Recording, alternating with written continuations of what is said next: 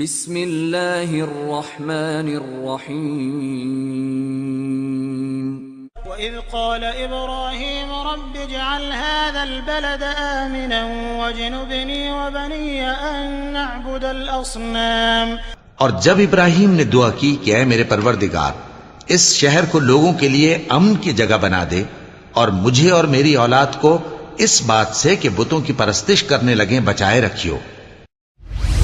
علامہ صالح العثیمین رحمہ اللہ فرماتے تھے کہ ہم اولاد کو اس لیے نہیں بڑا کرتے ہیں کہ وہ بڑے ہو کر ہمیں کمائے اور کھلائے یا ہمارے بڑھاپے کا سہارا بنے، ہم اولاد کو اس لیے پیدا کرتے ہیں اور ان کی تربیت کرتے ہیں تاکہ وہ اللہ کی عبادت کرنے والے بنے۔ خاص طور سے اس بات کا دھیان دیں کہ جب آپ کے بچے کالج میں جائیں ان کو محبت کی حقیقت کیا شرعی اعتبار سے ضرور سکھائیے آپ، ورنہ عشق مزاجیوں کے چکر میں بچے اپنی زندگیاں برباد کرتے ہیں۔ محبت کی کیا حقیقت ہے شریعت کے مطابق، یہ بڑی اہم چیز ہے کہ تو محبت ایک ایسا جذبہ انسانی نفس میں جو راسخ وہ نکل نہیں سکتا ہے، شریعت اس کو کنٹرول کرتی ہے صرف۔ اور اس سیشن کا اب دوسرے مقرر ہے فیض سید صاحب۔ اس سے پہلے کہ میں ان کو دعوت دوں، میں ان کی تنظیم کا اور ان کا تھوڑا سا مختصر سا تعارف کرا دیتا ہوں۔ فیض سید صاحب IRC Islamic research centre Aurang آباد مہاراشٹر سے تعلق رکھتے ہیں، اور یہ سینٹر 2001 سے مسلمان اور غیر مسلموں میں خدمت کر رہا ہے، اور اس کے ساتھ ساتھ یہ خدمت خلقہ کام بھی کر رہے ہیں۔ فیض سید صاحب اس تنظیم کے پریزیڈنٹ بھی ہے اور فاؤنڈر بھی ہے۔ اس کے ساتھ ساتھ فیض سید صاحب الہدیٰ ایجوکیشن فاؤنڈیشن کے ڈائریکٹر ہے۔ آپ حضرات نے BSc ان کمپیوٹر سائنس میں کیے ہے اور MCA بھی کیے ہے، اور اس کے ساتھ ساتھ آپ نے BGL اور LL لی ہے۔ آپ فی الحال MA in Islamic study from Maulana Azad national university سے کر رہے ہیں، اور دین کے علم کے لیے آپ فاضل دینیات ہے۔ آپ ایڈوکیٹ فیض سید صاحب نے مختلف سماجی اور معاشی موضوعوں پر بیان کیے ہیں جو سننے سے تعلق رکھتے ہیں۔ شیخ نے ہندوستان کے کئی خطوں پر ممتاز بیانات سے سب کو نوازا ہے۔ آپ دینی اور دعوتی دونوں کام میں سرگرم رہتے ہیں۔ آپ صاحب خصوصاً نوجوان اور خواتین میں معروف اور مشہور ہے، تو اسی کے لیے آج کا عنوان بھی اولاد کی تربیت ہے، جو آج کے ہمارے معاشرے میں بہت مسائل کی جڑ ہے۔ دلچسپ خطاب کے لیے میں ایڈوکیٹ فیض سید کو دعوت دیتا ہوں کہ خطاب کے لیے اسٹیج پر آ جائے۔ بسم اللہ الرحمن الرحیم۔ ان الحمد للہ نحمدہ ونستعینہ ونستغفرہ ونعوذ باللہ من شرور انفسنا ومن سیئات اعمالنا من یہدی اللہ فلا مضل لہ ومن یضللہ فلا ہادی لہ واشہد ان لا الہ الا اللہ وحدہ لا شریک لہ واشہد ان محمدا عبدہ ورسولہ وبعد فإن خیر الحدیث کتاب اللہ وخیر الحدی حدی محمد صلی اللہ علیہ وسلم وشر الامور محدثاتها وكل محدثة بدعة وكل بدعة ضلالة وكل ضلالة في النار۔ وقال عز وجل في القرآن المجيد اعوذ بالله من الشیطان الرجیم بسم اللہ الرحمن الرحیم یا ایھا الذین آمنوا اتقوا اللہ حق تقاته ولا تموتن الا وانتم مسلمون۔ وقال یا ایھا الناس اتقوا ربکم الذی خلق من نفس واحدة وخلق منها زوجها بث منهما رجالا كثيرا ونساء واتقوا الله الذی تسألون به والارحام ان اللہ کان علیکم رقیبا۔ وقال یا ایھا الذین آمنوا اتقوا اللہ وقولوا قولا سدیدا یصلح لکم اعمالکم ویغفر لکم ذنوبکم ومن یطع اللہ ورسولہ فقد فاز فوزا عظیما۔ اللہم صل علی محمد وعلی آل محمد کما صلیت علی ابراہیم وعلی آل ابراہیم انک حمید مجید۔ اللہم بارک علی محمد وعلی آل محمد کما بارکت علی ابراہیم وعلی آل ابراہیم انک حمید مجید۔ رب اشرح لی صدری ویسر لی امری واحلل عقدۃ من لسانی یفقہوا قولی۔ وقال عز وجل فی القرآن المجید بسم اللہ الرحمن الرحیم یا ایھا الذین آمنوا قوا انفسکم واہلیکم نارا وقودها الناس والحجارہ علیہا ملائکۃ غلاظ شداد لا یعصون اللہ ما امرهم ویفعلون ما یؤمرون۔ اما بعد، تمام تعریفیں اس اللہ عز و جل کے لیے لائق و زیبا ہے جو تمام جہانوں کا بنانے والا اور اسے پالنے والا ہے، اور درود و سلام اس کے آخری نبی محمد صلی اللہ علیہ وسلم پر۔ الحمدللہ، جیسا کہ آپ تمام کے سامنے یہ اعلان کیا گیا تھا کہ انشاءاللہ عزیز آج کے اس سیشن میں اور اس کے سیکنڈ پارٹ میں کچھ باتیں انشاءاللہ میں آپ تمام کے سامنے ایک بہت ہی حساس موضوع، ایک بہت ہی اہمیت کا حامل اور امپورٹنٹ ٹاپک پر رکھنے کی کوشش کروں گا، اور وہ ہے اولاد کی تربیت۔ آج کے اس جدید دور میں والدین بہت زیادہ پریشان ہوتے ہیں کہ اپنی اولاد کی ہم کیسے صحیح تربیت کریں، اور جب ہم اولاد کی تربیت کی میں بات کر رہا ہوں تو یہاں اولاد کی تربیت سے مراد ہے دین اسلام کے مطابق اولاد کی تربیت، اس لیے کہ بہت سی مرتبہ دنیاوی اعتبار سے تو ہم بہت اچھی تربیت کر پاتے ہیں، لیکن جیسے دینی اخلاق ہونا چاہیے وہ نہیں کر پاتے ہیں۔ تو دین اسلام کے مطابق اولاد کی تربیت جس میں دنیا اور دین اس کا دونوں شامل ہوگا۔ تو ہم دیکھتے ہیں والدین پریشان ہوتے ہیں، بہت سی بار پوچھتے ہیں، بہت سی بار کوششیں کرتے ہیں، لیکن کئی بار کوششیں کرنے کے بعد بھی رنگ نہیں لاتی ہیں، یا پھر برائی کا جو ہم عالم آج دیکھ رہے ہیں، جو کہ اولاد ایک والدین کی ذمہ داری ہوتی ہے، ان کا یہ کام ہے کہ اس کی صحیح تربیت کرے۔ آج ہم دیکھتے ہیں کہ تربیت نہ کرنے کی وجہ سے یا تربیت کیسے کرے وہ نہ معلوم ہونے کی وجہ سے جو نقصانات ہو رہے ہیں اور جو معاملے سامنے آ رہے ہیں اور جو بگاڑ معاشرے میں، سماج میں، سوسائٹی میں نظر آ رہا ہے، یہ بالکل واضح ہے، بتانے کی ضرورت نہیں ہے۔ آج ہم دیکھتے ہیں کہ اولاد کی صحیح تربیت نہ ہونے کا نتیجہ یہ ہے کہ اولاد والدین سے جھگڑا کرتی ہے، انہیں برا بھلا کہتی ہے، خود اپنے والدین کو غیر غلط ناموں سے پکارتی ہے۔ جب اولاد کا والدین کے ساتھ یہ معاملہ ہوگا تو پھر دیگر کیا ہے آپ سمجھ سکتے ہیں، اس لیے والدین کی مثال دے رہا ہوں۔ جھگڑا کرتی ہے، لڑائی کرتی ہے۔ بوڑھے والدین کو اولڈ ایج ہوم میں، بوڑھا گھر جس کو کہتے ہیں، جہاں لوگ جب بوڑھے ہو جاتے ہیں، دیگر اقوام میں چونکہ بوڑھا ہونے کے بعد انسان بیکار ہو جاتا ہے تو وہ لے جا کر چھوڑ دیتے ہیں، تو مسلمان بھی بہت سے اپنے والدین کو لے جا کر جو ہے چھوڑنے کی پلاننگ کر رہے ہیں۔ یا پھر دیکھا جاتا ہے کہ بگاڑ کی یہ حد ہے کہ اولاد والدین کی زندگی میں تربیت صحیح نہ ہونے کے نتیجے میں زندگی میں کہتی ہے کہ جو بعد میں ملنے والا ہے ابھی دے دو، وہ وراثت جس کو کہتے ہیں جو مرنے کے بعد ملتی ہے، وہ زندگی میں تقسیم کرنے کی بات ہوتی ہے کہ بھائی ابھی اب تم کب چل جائیں گے سمجھ میں نہیں آ رہا، لہٰذا ہمیں دے دو، مطلب آپ کی کوئی ضرورت نہیں ہے، ہمیں وہ چیز چاہیے جو آپ کے پاس ابھی ہے۔ تو وہ زندگی میں وراثت کے جھگڑے دیکھے جا رہے ہیں۔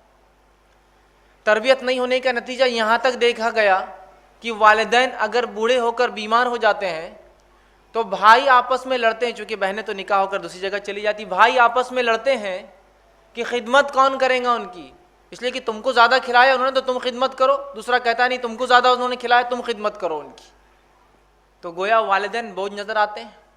ایک واقعہ ایسا عجیب رونما ہوتا ہے جب اولاد کی صحیح تربیت نہیں ہوتی۔ ایک چھوٹا سا واقعہ سناتا ہوں بات آگے بڑھانے کے لیے، کہ یہ واقعہ کچھ سہارا سمے نے جو ہے رپورٹ کیا تھا۔ واقعہ یوں تھا کہ ایک شخص جو ہے اپنی والدہ کا پینشن لینے بینک آتا تھا، ہر مہینے آ کر وہ پینشن نکال کر لے کر جاتا تھا۔ چونکہ اس کی والدہ بوڑھی اور پڑھی لکھی نہیں تھی تو وہاں اس کا انگوٹھا دیا ہوا تھا، سگنیچر کی جگہ جو ہے انگوٹھا مارا جاتا تھا۔ ہوا یوں کہ وہ کئی دنوں سے آتا تھا تو بینک کے مینیجر نے ایک مرتبہ کہا کہ دیکھو اتنے دن سے تم اپنی بوڑھی ماں کا پینشن لے جاتے ہو، وہ بوڑھی یہ بات تو سمجھ میں آتی ہے، لیکن ایک بار تو بھی ان کی زیارت ضرور کراؤ، لے کر انہیں آؤ تاکہ پتہ چلے وہ زندہ ہے، تاکہ ہم آپ کو پینشن دیتے رہے، تم صرف انگوٹھا لاتے ہو پینشن لے کے چلے جاتے ہو۔ تو اس نوجوان نے کہا کہ نہیں آپ کو دینا ہے تو دیجیے، تو والدہ کو تو میں نہیں لا سکتا ہوں۔ اس مینیجر نے کہا کہ یہ تو بات ٹھیک نہیں، اگر نہیں لا سکتے ہو تو ہم چل کر دیکھتے ہیں کہاں ہے وہ، کس حال میں ہے، تاکہ ہم دیکھ لیں اس کے بعد آپ لے جاؤ۔ تو کہا نہیں نہیں نہیں آپ چل بھی نہیں سکتے، آپ مجھے پینشن مت دیجیے، میں آج سے پینشن لینا بند کر دیتا ہوں، معاملہ ختم کر دیجیے۔ اس مینیجر کو کچھ شک ہوا اور اس نے اس بات کی کمپلین پولیس میں کر دی کہ ایک نوجوان کئی دنوں سے پینشن لے جاتا ہے اپنی ماں کی، اور جب میں نے اس سے کہا تو اس نے بتانے سے بھی انکار کر دیا، جب میں نے چلنے کا کہا تو کہا کہ چلنے کی ضرورت نہیں، پینشن دینے کی ضرورت نہیں۔ جب پولیس اس کے گھر پہنچتی ہے، وہ مینیجر بھی ساتھ ہوتا ہے، جب جاتے ہیں تو پتہ چلتا ہے اس کے ماں کو مرے بہت زمانہ ہو چکا ہے۔ تو تعجب یہ ہوتا ہے کہ جب ماں مر چکی ہے تو پھر پینشن کیسے لیتا تھا، انگوٹھے کا کیا تھا؟ تحقیقات جب کی گئی تو پتہ چلا جب ماں مری تھی اس نے انگوٹھا کاٹ کر رکھ لیا تھا اور وہ مار کر وہ دے دیا کرتا تھا۔ سبحان اللہ۔ تو یہ ہوتا ہے تربیت نہیں کرنے کا نتیجہ۔ اندازہ لگائیے آپ، وہ اولاد جو سرمایہ ہوتی ہے، جس کے لیے انسان سب کچھ کرتا ہے، اس کے لیے جیتا ہے، اس کے لیے کماتا ہے، لیکن اس کی صحیح تربیت نہ ہو تو یہ اولاد کس حد تک ان کا بگاڑ آ سکتا ہے، میں سمجھتا ہوں مجھ سے زیادہ اخبارات آپ پڑھتے ہیں، خبریں آپ سنتے ہیں، مجھے زیادہ تفصیلات میں جاننے کی ضرورت نہیں ہے۔ تو اولاد کی تربیت کیسے کرے، یہ ہر انسان کے سامنے یہ سوال ہوتا ہے، اور ایک مسلمان اور دیندار مسلمان، حساس مسلمان جو سوچ اور فکر رکھتا ہے، اس کے سامنے یہ مسئلہ اور زیادہ ہوتا ہے کہ اپنی اولاد کی ہم تربیت کیسے کریں، انہیں کیسے ماحول اور سوسائٹی میں ہم صحیح سے رکھیں، کیسا ہو کہ ہم ان کو ایسا بنائیں جیسے کہ دین اور ہماری شریعت چاہتی ہے کہ ہمارے بچے ایسے ہو، ان کے لیے ہم کیا کریں۔ اور ہر انسان جو ہے اس کے لیے جو پریشان ہوتا ہے، تو آئیے کچھ باتیں نکاتی شکل میں پوائنٹ وائز آپ کے سامنے رکھنے کی کوشش کروں گا، تاکہ کوشش کریں کہ اپنی زندگی میں ہم جو اس قسم سے تربیت کریں، تاکہ وہ اولاد جس کو ہم بڑا کرتے ہیں، جس کا مقصد ہوتا ہے کہ وہ اللہ کی عبادت کرے۔ علامہ صالح العثیمین رحمہ اللہ فرماتے تھے کہ ہم اولاد کو اس لیے نہیں بڑا کرتے ہیں کہ وہ بڑے ہو کر ہمیں کمائے اور کھلائے یا ہمارے بڑھاپے کا سہارا بنے، ہم اولاد کو اس لیے پیدا کرتے ہیں اور ان کی تربیت کرتے ہیں تاکہ وہ اللہ کی عبادت کرنے والے بنے۔ تو وہ کیسے ہو کہ ہماری اولاد اللہ کی عبادت کرنے والے بنے اور وہ اطاعت اور فرمانبرداری میں ظاہر سی بات ہے والدین کی بھی اطاعت اور فرمانبرداری کریں گے۔ تو بہرحال سب سے پہلی چیز جو اولاد ہے اس کی تربیت والدین کی ذمہ داری ہی یاد رکھیے، پہلے ذمہ داری کو سمجھنا ہوگا، اولاد جو ہے یہ والدین کی ذمہ داری ہی یاد رکھیے۔ اللہ رب العزت اس بات کو قرآن میں یوں فرماتا ہے، جو سورت کی ایک آیت میں نے آپ کے سامنے تلاوت بھی کی، سورۃ تحریم سورہ نمبر 66 آیت نمبر 6 تھی۔ اللہ رب العزت فرماتا ہے یا ایھا الذین آمنوا قوا انفسکم واہلکم نارا، اے وہ لوگوں جو ایمان لائے ہو اپنی نفسوں کو اور اپنے اہل و عیال کو جہنم کی آگ سے بچاؤ، وقودھا الناس والحجارہ، جس کا ایندھن انسان اور پتھر ہے، علیہا ملائکۃ غلاظ شداد، اور اس پر ایسے سخت قسم کے فرشتے تعینات ہیں، لا یعصون اللہ امرہ ویفعلون ما یؤمرون، وہ اپنے رب کی کسی بات کا انکار نہیں کرتے اور جو حکم دیا جاتا ہے اسے کر گزرتے ہیں۔ تو لہٰذا یہ آیت اس چیز کی طرف واضح اشارہ کر رہی ہے، ہمارے ذہن کو جھنجھوڑ رہی ہے کہ اے لوگوں اولاد کی تربیت یہ ہمارا ذمہ ہے۔ یہ بات میں اس لیے کہہ رہا ہوں کہ کچھ لوگ سمجھتے ہیں اولاد کی تربیت کا ذمہ کسی اور کا ہے، میں کسی اور کے بچوں کو سدھاروں گا اور کوئی میرے بچوں کو آ کر سدھاریں گا۔ نہیں، سب سے پہلے یہ والدین کا ذمہ ہے، اور یہ ذمہ داری کے تعلق سے قرآن کی آیت واضح ہے۔ اسی طرح نبی اکرم صلی اللہ علیہ وسلم فرماتے ہیں، متفقہ علیہ روایت ہے، صحیح بخاری اور صحیح مسلم کی حدیث ہے، آپ نے فرمایا اور کہا، عبداللہ بن عمر رضی اللہ عنہ اس کے راوی ہے، آپ نے فرمایا الا کلکم رائی وکلکم مسئول عن رعیتی، غور سے سنو میری بات کو، تم میں سے ہر شخص نگہبان ہے اور اس سے اس کے نگہبانی کی چیز، تم میں سے ہر شخص ذمہ دار ہے اور اس سے اس کی ذمہ داری کی پوچھ ہوگی، تم میں سے ہر شخص چرواہا ہے اور اس سے اس کے ماتحت بھیڑوں کی پوچھ ہونے والی ہے۔ پھر آگے فرماتے ہیں بس امام، قوم کا لیڈر، رہنما، حاکم، خلیفہ، یہ ہوتا ہے امام، بس امام سے اس کے ماتحت لوگوں کی پوچھ ہوں گی، گھر کے ذمہ دار مرد سے اس کے ماتحت لوگوں کی پوچھ ہوں گی، عورت سے بہت سی مرتبہ عورتیں کہتی ہیں ہمارا شریعت میں کچھ بھی نہیں، ہمارا کوئی کام نہیں، عورت سے اس کے شوہر کے بچوں کی اور اس کے رشتہ داروں کی پوچھ ہوں گی، اور غلام سے آقا کے مال کی پوچھ ہوں گی۔ پھر فرمایا آپ صلی اللہ علیہ وسلم نے، خبردار ہو جاؤ، تم میں سے ہر شخص چرواہا ہے، ہر شخص نگہبان ہے، ہر شخص ذمہ دار ہے، اس کو اس کی ذمہ داری کا روز قیامت جواب دینا ہے۔ تو ہماری اولاد یہ ہماری ذمہ داری ہے، یاد رکھیے۔ اس ذمہ داری کے تعلق سے باپ سے بھی پوچھا جائے گا اور ماں سے بھی پوچھا جائے گا، چونکہ حدیث میں تو خاص لفظ ہے، اور ماں سے، بیوی سے، عورت سے اس کے شوہر کے بچوں کی پوچھ ہونے والی ہے۔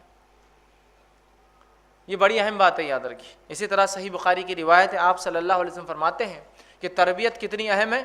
آپ فرماتے اور کہتے ہیں اللہ جب کسی کو رعیت دیتا ہے، ماتحت لوگ دیتا ہے، اور پھر وہ نصیحت وغیرہ کے ذریعے ان کی صحیح نگرانی نہیں کرتے، ان کی صحیح تعلیم، صحیح تربیت، نصیحت نہیں کرتے، تو نتیجتاً اگر وہ کسی گمراہی میں جا پڑتے ہیں تو اللہ کے رسول صلی اللہ علیہ وسلم فرماتے ہیں صحیح نگرانی نہیں کرتا ہے تو قیامت کا دن ایسا شخص جنت کی خوشبو بھی نہیں سونگے گا۔ جبکہ جامع ترمذی کی ایک روایت میں ہے کہ جنت کی خوشبو بہت دور تک آتی ہوں گی، وہ شخص جہنم میں اتنا دور ڈالا جائے گا کہ وہ جنت کی خوشبو بھی نہیں سونگے گا۔ اندازہ لگائیے کتنی اہم ذمہ داری ہمیں دی گئی ہے شریعت کے، لیکن آج ہم دیکھتے ہیں اس ذمہ داری کو ہم ضائع کرتے ہیں۔ عبداللہ بن عمر رضی اللہ عنہما فرمایا کرتے تھے اور کہتے تھے، ان کا قول ہے کہ اپنے بچوں کو، اپنی اولاد کو باادب بناؤ، ان کو تربیت دو، اور ان کے اس لیے کہ تم ان کے بارے میں روز قیامت پوچھے جاؤ گے. اپنی اولاد کو باادب بناؤ, خوب تربیت دو, اس لیے کہ روز قیامت تم سے مطلب ہم سے سوال ہونے والا ہے اس کے بارے میں کہ ہم نے کیا کیا. اور جب انسان اپنی اولاد کی تربیت کرتا ہے تو اس کے کئی فائدے دنیاوی ہوتے اور کئی فائدے اخروی آخرت میں بھی ہونے والے, یاد رکھیے. جیسے کہ ہم دیکھتے ہیں تربیت کے فائدوں میں سے ایک فائدہ ہمیں پتہ چلتا ہے جس کے تعلق سے علامہ ابن کثیر رحمہ اللہ اپنی تفسیر ابن کثیر کے اندر سورہ کہف سورہ نمبر 18 اور اس کی آیت نمبر 82 کے اندر جو پورا واقعہ ہے کہ موسیٰ علیہ السلام اور خضر علیہ السلام ایک بستی سے گزرے اور وہاں جو ہے یتیم تھے دو جن کے والدین نے خزانہ زمین کے نیچے دفنا رکھا تھا جو دیوار گرنے پر تھی. تو انہوں نے جو ہے بستی والوں سے کھانا مانگا, بستی والوں نے انکار کیا, لیکن خضر علیہ السلام نے اس دیوار کو بنا دیا.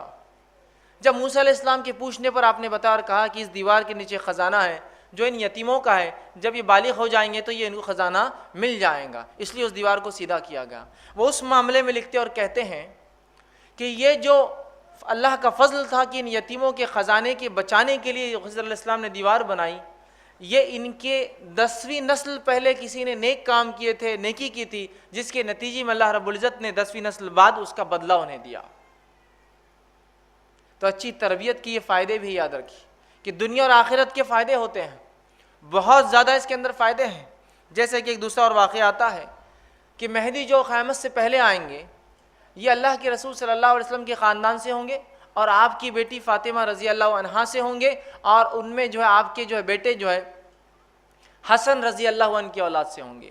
اس کے تعلق سے علماء لکھتے ہیں کہ کیوں وہ ان کی اولاد سے ہوں گے, اس کی وجہ یہ ہے کہ آپ نے بڑی قربانیاں دی تھی اور امت کے اندر صلح کر دی تھی. آپ نے اپنی خلافت چھوڑ کر جو ہے دوسری خلافت کو تسلیم کر لیا تھا تاکہ دو جماعتیں نہ لڑے, تو اللہ اس کے احسان کے بدلے آپ کی نسلوں میں جو مہدی کو لائے گا.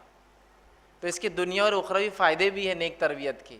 یہ ایسی چیز نہیں ہے کہ صرف دنیا میں بھی بدلے ملتے ہیں اور آخرت میں بھی اس کا ثواب یاد رکھیے. آئیے اسی طرح جو ہے نبی اکرم صلی اللہ علیہ وسلم فرماتے ہیں, ابو ابن ماجہ کی روایت ہے, ابو ہریرہ رضی اللہ عنہ فرماتے اور کہتے ہیں جنت میں ایک آدمی کی درجات بلند ہوتے جاتے ہیں, درجات بلند ہوتے جاتے جنت میں. وہ پوچھتا ہے اللہ یہ درجات میرے کیسے بلند ہو رہے ہیں جبکہ نام اعمال تو بند ہو گئے, اعمال ختم ہو گئے.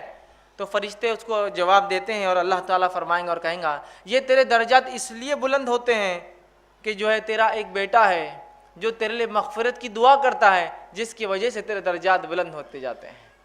اور وہی اولاد تو پھر والدین کے لیے دعائیں مغفرت کریں گی جس کی تربیت دین کے لحاظ سے ہوئی, جس کی واقعے میں تربیت پر والدین نے وقت دیا ہو, پیسہ خرچ کیا ہوگا, محنت کی ہو, مشقت کی ہو اور تکلیفیں جھیلی ہو.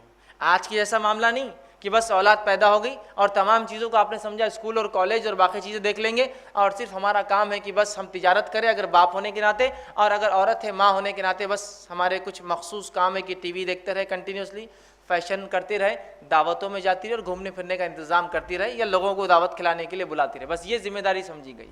حقیقی ذمہ داری مکمل چھوڑ دی گئی ہے, فراموش کر دی گئی ہے. بلکہ کبھی کبھار تو سوچا بھی نہیں جاتا کہ یہ اولاد ہماری ذمہ داری ہے. ہاں جب اولاد کو ایسا کارنامہ انجام دیتی ہے جس سے شرمندگی سے سر نیچے ہو جاتا ہے تب پھر فکر ہوتی کہ کاش کہ ہم ان کے اوپر کچھ محنت کرتے, لیکن پھر وقت چلا جاتا ہے اور لکڑی جب گیلی ہوتی ہے اسے شکل دی جاتی ہے, لوہا جب گرم ہوتا ہے اسے ڈھالا جاتا ہے. بہت سے والدین غلطی کرتے ہیں اور غلطی کیا ہے پتہ ہے, غلطی کرتے ہیں. غلطی کیا ہے کہ تربیت کے اندر وہ کہتے ہیں کہ جب بچے بڑے ہوں گے نا ہم ان کی تربیت کریں گے, ابھی تو بچے چھوٹے ہیں. میں کہتا ہوں یہ تو ایسا ہی ہوا کہ لکڑی سوکھنے کے بعد آپ اس کو شکل دینے کی بات کرتے ہیں اور لوہا ٹھنڈا ہونے کے بعد آپ اس کو شکل دینا چاہیں گے.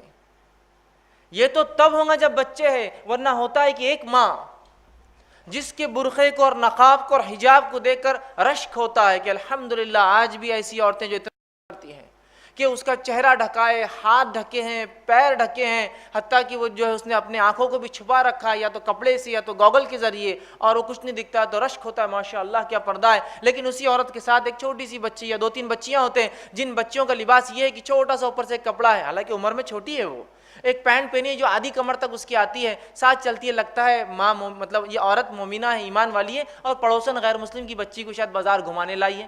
پھر جب وہ بچی کہتی ہے ممی, یا ممی کہتی ہے, وہ عورت کہتی ہے بیٹے فاطمہ, تو پتہ چلتا ہے سبحان اللہ عورت کے پردے پہ تو رشک آ رہا ہے. اور بچی کی تربیت کب ہوں گی تو وہ عورت کہتی ہے دیکھیے مولوی صاحب جب بچی بڑی ہوں گی نا تو ہم اس کو وہ کریں گے. سوال یہ آتا ہے کہ بڑے ہونے کے بعد کیا کچھ سیکھا جا بھی سکتا ہے؟ آپ خود اپنی زندگیوں کو دیکھیے, جو بچپن میں مکتب یا عربی میں آپ گئے ہوں گے وہ دعائیں آپ کو آج تک یاد ہے, اور اس کے بعد 10-11 سال کی عمر کے بعد آپ نے کتنی کوشش کی ہو بہت کم یاد کر پائیں گے دین کی باتیں. تو ایک مرحلہ جو گزر رہا ہے آپ کہہ رہے ہیں وہ ہاں دیکھیں گے ابھی ٹائم آئیں گا, تو بہت سی والدین ہی سمجھ نہیں پاتے ہیں. اور جب بچے بڑے ہوتے تو کہتے ہیں یہ بچے ایسے شرارتی, اتنے بدماش, اتنے بد اخلاق, اتنے برے کیوں ہو گئے؟ سوال یہ تھا کہ جب ان کی تربیت کا مرحلہ تھا آپ نے ضائع کر دیا. عمر ابن خطاب رضی اللہ عنہ کو دیکھا گیا, آپ کے چھوٹے چھوٹے بچے تھے جو غیر بالغ تھے لیکن ان کو آپ روزہ رکھاتے تھے. کسی نے کہا امیر المومنین یہ بچے تو آپ کے چھوٹے ہیں, غیر بالغ ہے, روزہ ان پر فرض نہیں ہے, تو پھر کیوں رکھاتے ہیں؟ تو کہا میں نے عادت ڈالنے کے لیے روزہ رکھاتا ہوں, اس لیے کہ جب بالغ ہوں گے تو کیا اچانک اس سال سے پورے روزے رکھ سکتا ہے کوئی؟ غیر بالغ ہونے کی عمر میں ہی تو رکھانا پڑیں گے, کبھی 5-6, کبھی 10-12, کبھی 15, اور جب بالغ ہو جائے تو اس سال سے تو پورے ان پر واجب ہو جائیں گے. تو ٹریننگ پیریڈ وقت تو بچپن سے ہوتا ہے. تو بہت سے والدین کہتے ہیں ہمارے بچوں کو لاکھ سدھارنے کے بعد بھی نہیں سدھرتے, اس لیے کہ جو وقت تھا سدھارنے کا آپ گنوا چکے ہیں. ان کو آپ نے بے پردہ رکھا, بے حیائی کے لباس پہنائے, گندی باتوں کو ان کے بچپنے کی زبان میں بول رہے ہیں, تو ہاں بچے ہیں کچھ بول دے رہے توتلی زبان میں تو سن لیا. نتیجتاً ان بچوں نے ان تمام باتوں کو زندگی کا شیوہ اور طریقہ بنا لیا اور اسی پر پھر بڑے ہو گئے. اس بات کو سمجھنے کی بہت زیادہ جو ہے ضرورت ہے, ورنہ اگر ایسا ہی ہم نے معاملہ کیا, اولاد کی صحیح تربیت نہیں کی, تو جو بگاڑ اس سماج میں آئیں گا, ابھی جو حالت ہے اس کے بعد کے آنے والے ادوار اس سے بھی خطرناک ہونے والے ہیں, یاد رکھیے. اور یہ اولاد جو ثواب جاریہ ہے یہ عذاب جاریہ بن جائیں گی, یاد رکھیے. اولاد ثواب جاریہ ہوتی ہے, یہ مرنے کے بعد بھی والدین کی تربیت کے نتیجے میں جو جو کام کریں گے ان تمام کا جو والدین کو ملتا ہے. لیکن ایک بات یہاں غور سے سن لیجئے, اگر ان کی تربیت صحیح سے نہ ہونے کی وجہ سے بگاڑ آئیں گا, یہی اولاد عذاب جاریہ بھی بن جاتی ہے پھر زندگی بھر کے لیے. مرنے کے بعد بھی عذاب ملتا ہے ان کی تربیت نہ کرنے کی وجہ سے. تو اس بات کی اہمیت کو ہم سمجھیں, اولاد کی تربیت ہماری ذمہ داری کو سمجھے, نہ صرف چھوٹی موٹی بلکہ بہت اہم ذمہ داری سمجھے, اور وقت کی نزاکت کو سمجھتے ہوئے جلد سے جلد اس کے لیے کچھ اقدام اٹھائیں. آئیے کچھ نکات, کچھ پوائنٹس کیسے ہم کرے رکھتا ہوں. اولاد کی تربیت میں جو سب سے پہلا پوائنٹ, سب سے پہلا نقطہ ہوگا جس سے ہم اولاد کی تربیت شروع کریں گے, وہ کیا ہوگا پتہ ہے آپ کو؟ بہت سی مرتبہ لوگ اولاد کی تربیت کی جب بات آتی ہے تو سمجھ لیجئے بچہ 3 سال 4 سال 5 سال 6 سال 10 سال کا ہو گیا تو پوچھتے ہیں کہ اب اس کی تربیت کے لیے کیا کیا جائے. اولاد کی تربیت کا پہلا مرحلہ اولاد کی پیدائش کے بعد نہیں شروع ہوتا ہے. اولاد کی تربیت کا پہلا مرحلہ اس کے لیے صحیح ماں کے انتخاب سے شروع ہوتا ہے. اسلام میں اولاد کی تربیت پیدائش کی بات فکر نہیں ہوتی ہے, اس کے پیدا ہونے سے پہلے اس کے لیے صحیح ماں کا انتظام وہاں سے ہوتی ہے شروع, یاد رکھیے. تو سب سے پہلے نیک بیوی کی تلاش یا نیک بہو کی تلاش. گھر کا اگر ذمہ دار ڈھونڈ رہا ہے تو نیک بہو کی تلاش کریں گا. خود فرد انسان ڈھونڈ رہا ہے تو وہ نیک بیوی کی تلاش کریں گا. سب سے پہلا کام اولاد کی تربیت میں اس کا حق ہے. عمر ابن خطاب رضی اللہ عنہ کے پاس ایک مرتبہ ایک نوجوان کا واقعہ ہوا کہ اس کے والد نے اس نوجوان کو کھینچ کر عمر ابن خطاب رضی اللہ عنہ کے پاس, اور کہا امیر المومنین میرا بیٹا میرے حقوق نہیں دیتا, میرے ادھیکار میرے رائٹس نہیں دیتا ہے, نصیحت کیجئے, واعظ کیجئے, اسے سمجھائیے.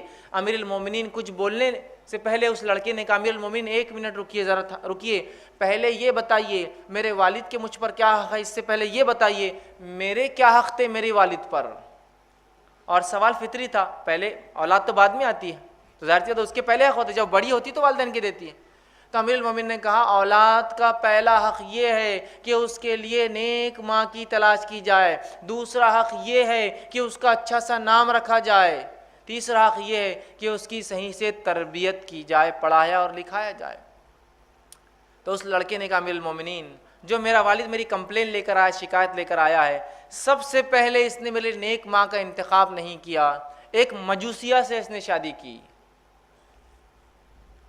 دوسرا میرا نام جو میرا حق تھا دوسرا کی اچھا رکھے, میرا نام گبریلا رکھ دیا. گبریلا سمجھتے نا, وہ گوبر کے اندر کیڑا ہوتا ہے ایک بڑا کالا, وہ گوبر جمع کرتا رہتا ہے. میرا نام صحیح نہیں رکھا, اور میری تعلیم اور تربیت میں اس نے جو ہے کوئی محنت اور مشقت نہیں کی. تب امیر المومنین عمر ابن خطاب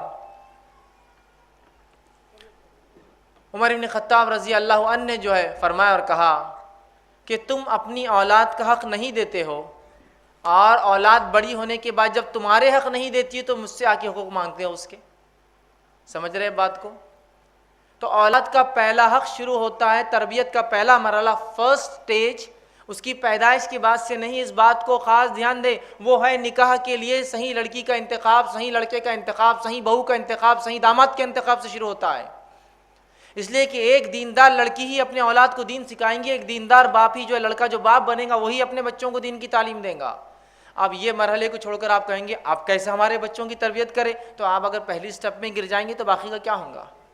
دینداری کو اپنے نکاح میں ترجیح دیجیے. ہم کہاں دینداری کو اپنے نکاحوں میں آج ترجیح دے رہے ہیں؟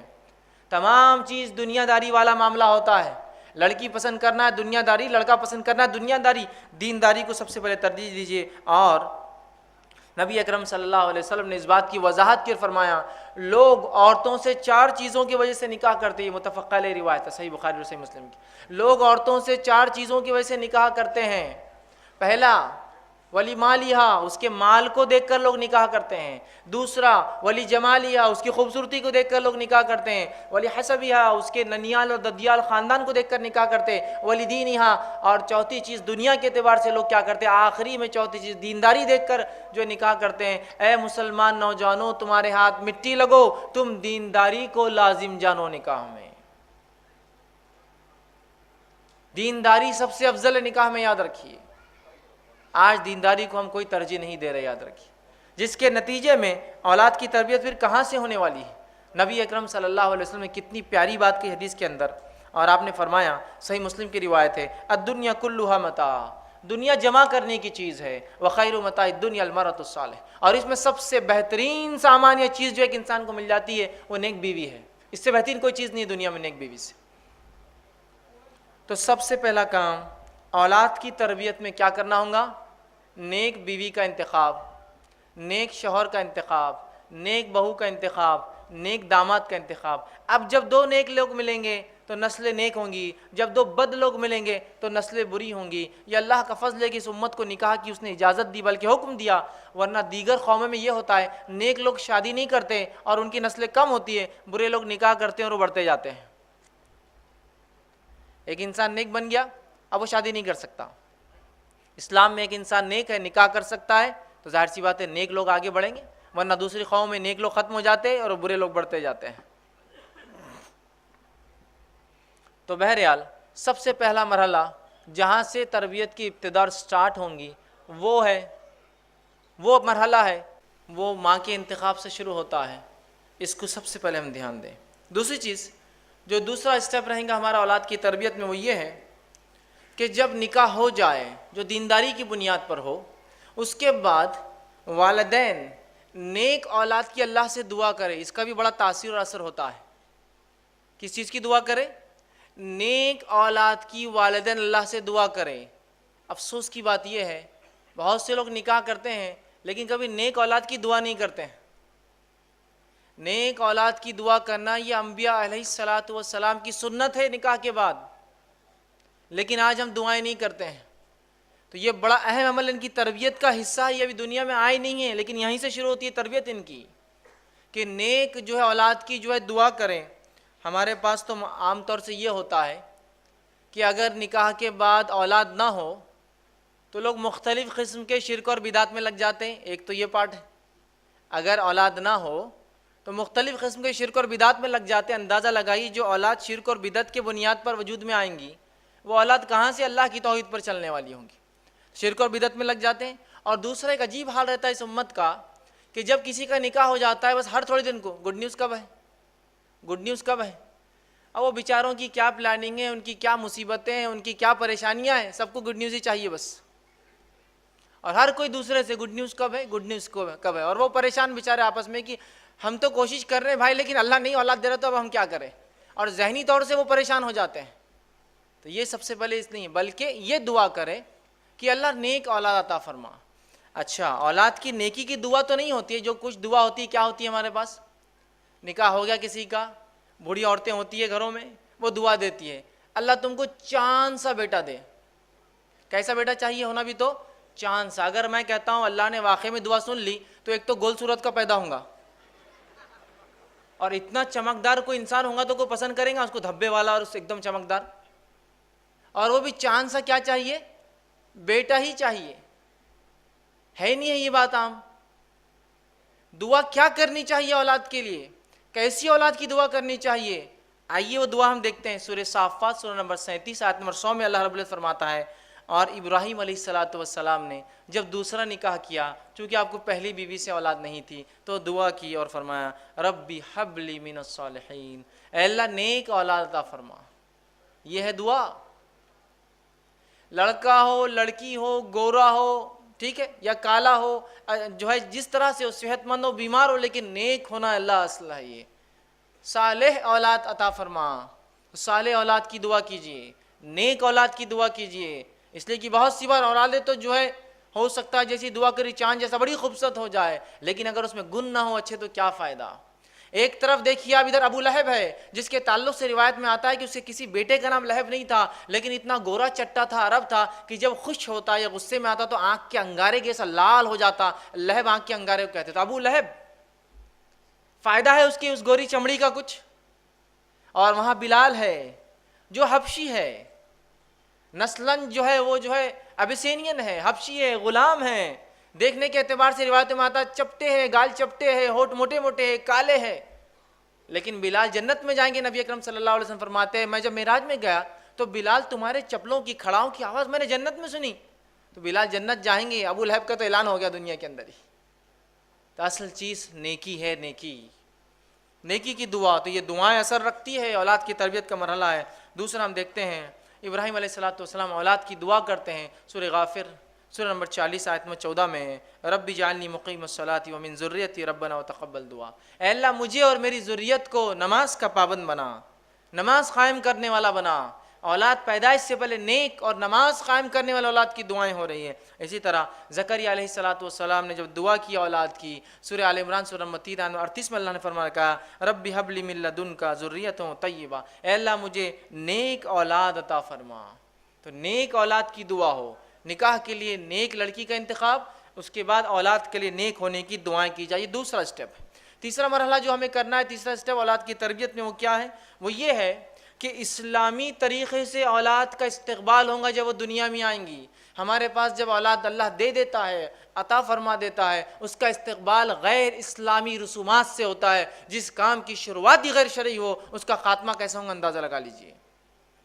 غیر اسلامی رسومات سے ویلکم کرتے اپنے چلڈرنز کو، اپنے بچوں کو ہم لوگ اس دنیا کے اندر، اسلامی رسومات سے ویلکم کیجئے۔ اور اسلامی رسومات کیا ہے ویلکم کرنے کے؟ کہ جب بچہ پیدا ہو تو کسی نیک انسان کے پاس اسے لے جایا جائے، وہ کھجور چابیں گا اور اس کے منہ میں جو ہے ڈالیں گا۔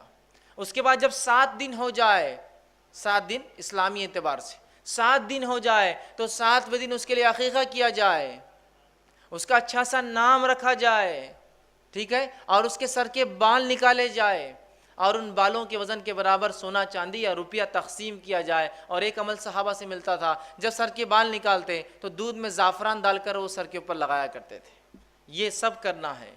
اب ہمارے بچوں کا ویلکم کیسے ہوتا ہے؟ کیسے ہوتا ہے؟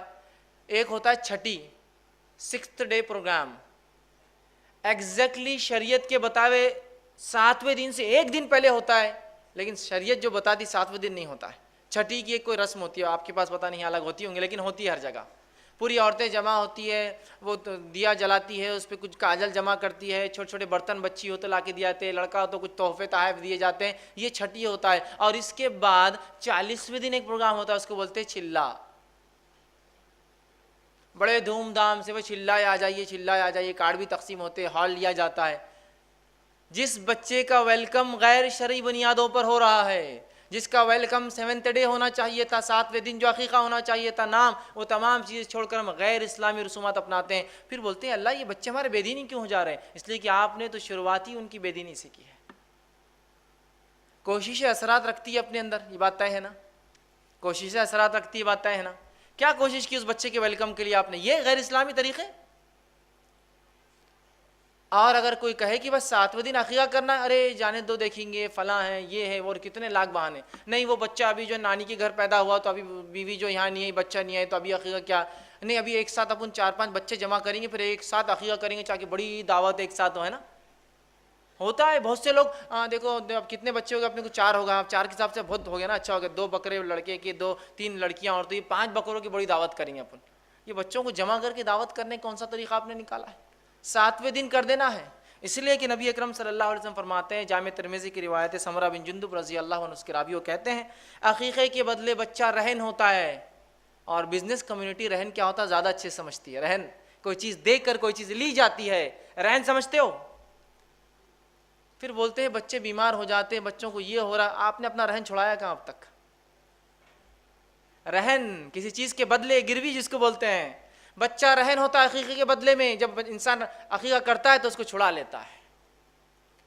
تو لڑکا ہو تو آپ صلی اللہ علیہ وسلم کے تعلق سے مسند احمد کی روایت ہے جو ہے ماں عائشہ رضی اللہ عنہ فرماتی ہے جب لڑکا ہوتا تو اللہ کے رسول 2 جانور ذبح کرنے، 2 بکرے، 2 دمبے، 2 بکریاں کا حکم دیتے، اور جب لڑکی ہوتی تو 1 ذبح کرنے کا حکم دیتے. اسی طرح مسند احمد کی روایت ہے آپ صلی اللہ علیہ وسلم جب بچہ پیدا ہوتا تو اس کے بال نکالنے کی جو ہے اجازت دیتے کہ 7ویں دن اس کے بال، اس کو ایذا دینے والی چیز، چونکہ ماں کے پیٹ میں ان بالوں کے ساتھ رہا ہے، وہ بیماریاں اور ایذا دیتے ہیں، بال تکلیف دیتے ہیں، تو ایذا دینے والی چیز نکالنے کا حکم دیتے اور صحابہ بالوں کو نکالتے. ان بالوں کے وزن کے برابر نبی اکرم صلی اللہ علیہ وسلم سونا یا چاندی، آج کے زمانے میں ہم بولیں گے کیش، اس کے برابر تقسیم کرتے غریبوں میں. ٹھیک ہے. اسی طرح اگر لڑکا ہو تو اس کی ختنہ کیجیے. ٹھیک ہے. لیکن آج ہم دیکھتے ہیں ان تمام چیزوں کو چھوڑ کر بدعت اور خرافات ہم لوگ کرتے ہیں. 6 اور 40واں ہم کر رہے ہیں، چلہ جس کو کہتے ہیں. سنت کو جگائیے، ورنہ کیسے ہمارے بچے دیندار ہوں گے جن کا ویلکم اس طرح سے نہیں ہو رہا ہے. تو یہ بات بڑی اہم ہے، یاد رکھیے. اور اتنا ہم چیزوں کو کھینچتے ہیں، شریعت نے جو حکم دیا 7ویں دن عقیقہ تو پتہ نہیں 7 سال بعد ہو رہا ہے، 70 سال بعد ہو رہا ہے. نام رکھنا ہے 7واں دن، نام رکھنے کے لیے آخری حد ہے. 7th ڈے تو رکھنا ہے، اس سے پہلے بھی آپ طے کر کے رکھ سکتے ہیں. جیسے نبی اکرم صلی اللہ علیہ وسلم کو ایک لڑکا ہوا اور جبرائیل علیہ السلام آئے اور کہا اے ابو ابراہیم، مطلب لڑکے کا نام ابراہیم رکھا تھا آپ نے، اس لیے آتے ہی پکارا اس نام سے آپ کو. تو ایڈوانس رکھا جا سکتا ہے، اور بعد میں اگر میکسیمم لمٹ 7th ڈے ہے. لیکن حال یہ ہے ان تمام چیزوں میں اتنا ہم غلو کر جاتے ہیں کہ بچے کا آپ دیکھیے، لڑکا ہے لڑکی 2 ہی چیزیں ہو سکتی، 2 نام طے کرنا ہے کوئی. لیکن اس میں بھی ایسا معاملہ ہے کہ بچہ پیدا ہو گیا، کئی مہینے کا ہو گیا تو نانی الگ پکار رہی ہے، دادی الگ پکار رہی ہے، دادا کا لاڑا کا نام الگ، نانا کا لاڑا کا نام الگ، باپ الگ اور ماں الگ. چنو، منو، ٹٹو، لٹو، ٹنکو، سب ناموں سے ہیں، سوائے اس کے کہ 7ویں دن جو نام اس کا حقیقی تھا وہ چھوڑ کر سب ہو رہا ہے. اور نام پھر تلاش بھی کیا جاتا تو یونیک نام لگتا ہے ہم کو. یونیک سمجھتا نا، سب سے ہٹ کر نام چاہیے. اگر کوئی آگے پوچھے بچے کا نام کیا رکھو، لڑکا ہے لڑکی ہے، لڑکا ہے عبداللہ رکھو، عبداللہ بہت پرانا نام ہے. عبد الرحمن رکھو، یہ تو اور بھی پرانا دکھ رہا. پھر کون سا، اچھا محمد رکھ دو، ارے نہیں یہ نام نہیں رکھ سکتے، بے حرمتی ہو جائیں گے. اچھا ٹھیک ہے سلیمان رکھ دو، یہ تو نبی کا نام یہ نہیں رکھ سکتے، ٹھیک یہ بھی نہیں، کیا رکھتے پھر؟ یونیک نام چاہیے. تو میں ہمیشہ کہتا ہوں جو لوگ کہتے ہیں یونیک نام چاہیے، تو یونیک تو بہت سے نام ہوتے ہیں، آپ بہت سارے نام رکھ سکتے ہیں. اسٹیئرنگ نام رکھ دیجیے آپ کسی بچے کا، اسٹیئرنگ خان، کتنا اچھا نام ہے. یونیک کسی کا نام اسٹیئرنگ سنا آج تک آپ نے؟ ہے نا، بمپر خان، اسٹیئرنگ خان، مڈگارڈ خان، کہیں بھی نہیں ملیں گے آپ کو. یونیک ایک دم سب سے ہٹ کر یونیک نیم صحیح ہے پورے. نبی اکرم صلی اللہ علیہ وسلم فرماتے ہیں ناموں میں جو اللہ کو سب سے زیادہ بہترین نام، پسندیدہ نام ہے عبداللہ اور عبد الرحمن ہے. اس کے بعد انبیاءوں کے نام، ہم کو تو پسند نہیں آتی ہے کوئی نام. انبیاءوں کے 25 نام ہیں جو قرآن میں دیے گئے، اور باقی نام اللہ کے جو ہم سب جانتے ہیں جو ذاتی اور صفتی نام ہیں. کہاں رکھتے ہیں، کہاں رکھتے ہیں؟ تو ان ناموں کو رکھیے، ان کی تاثیر، ان کے اثرات ہے کہ بچے کو کس تربیت کے، کس نہج پر، کس طریقے پر آپ چلانا چاہتے ہیں اس کے نام بتاتا ہے، انڈیکیٹ کرتا ہے.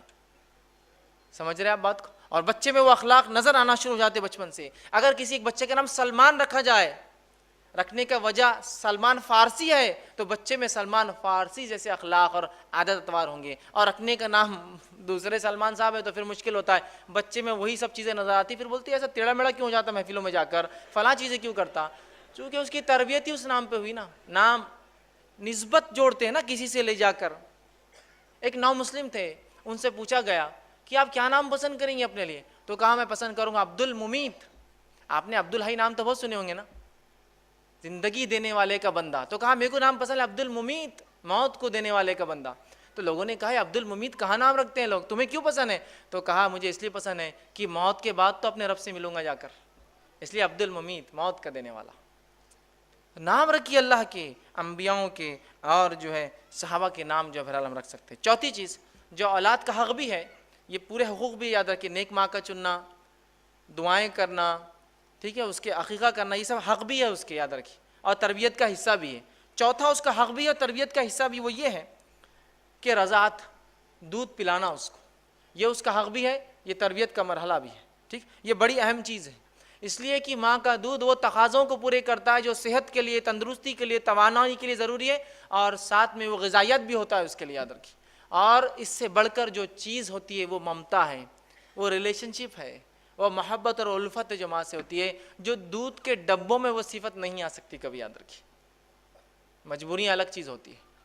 اسی طرح ہم دیکھتے ہیں عمرو بن عاص رضی اللہ عنہ اپنے بیوی سے کہا کرتے تھے جب ان کے بچے کو دودھ پلاتی کہ دیکھ اپنے بچے کو ایسا دودھ نہ پلانا جیسے جانور اپنے بچوں کو دودھ پلاتے ہیں, اس لیے کہ دودھ اس نیت سے, اس محبت اور الفت سے پلانا کہ تجھ پر اللہ کی ایک مخلوق ڈیپینڈ ہے اور وہ پرورش پا رہی ہے, یہی بچہ آگے چل کے اللہ کی عبادت کرے گا اور کئی نیک کام کرے گا, اس نیت سے اسے دودھ پلانا.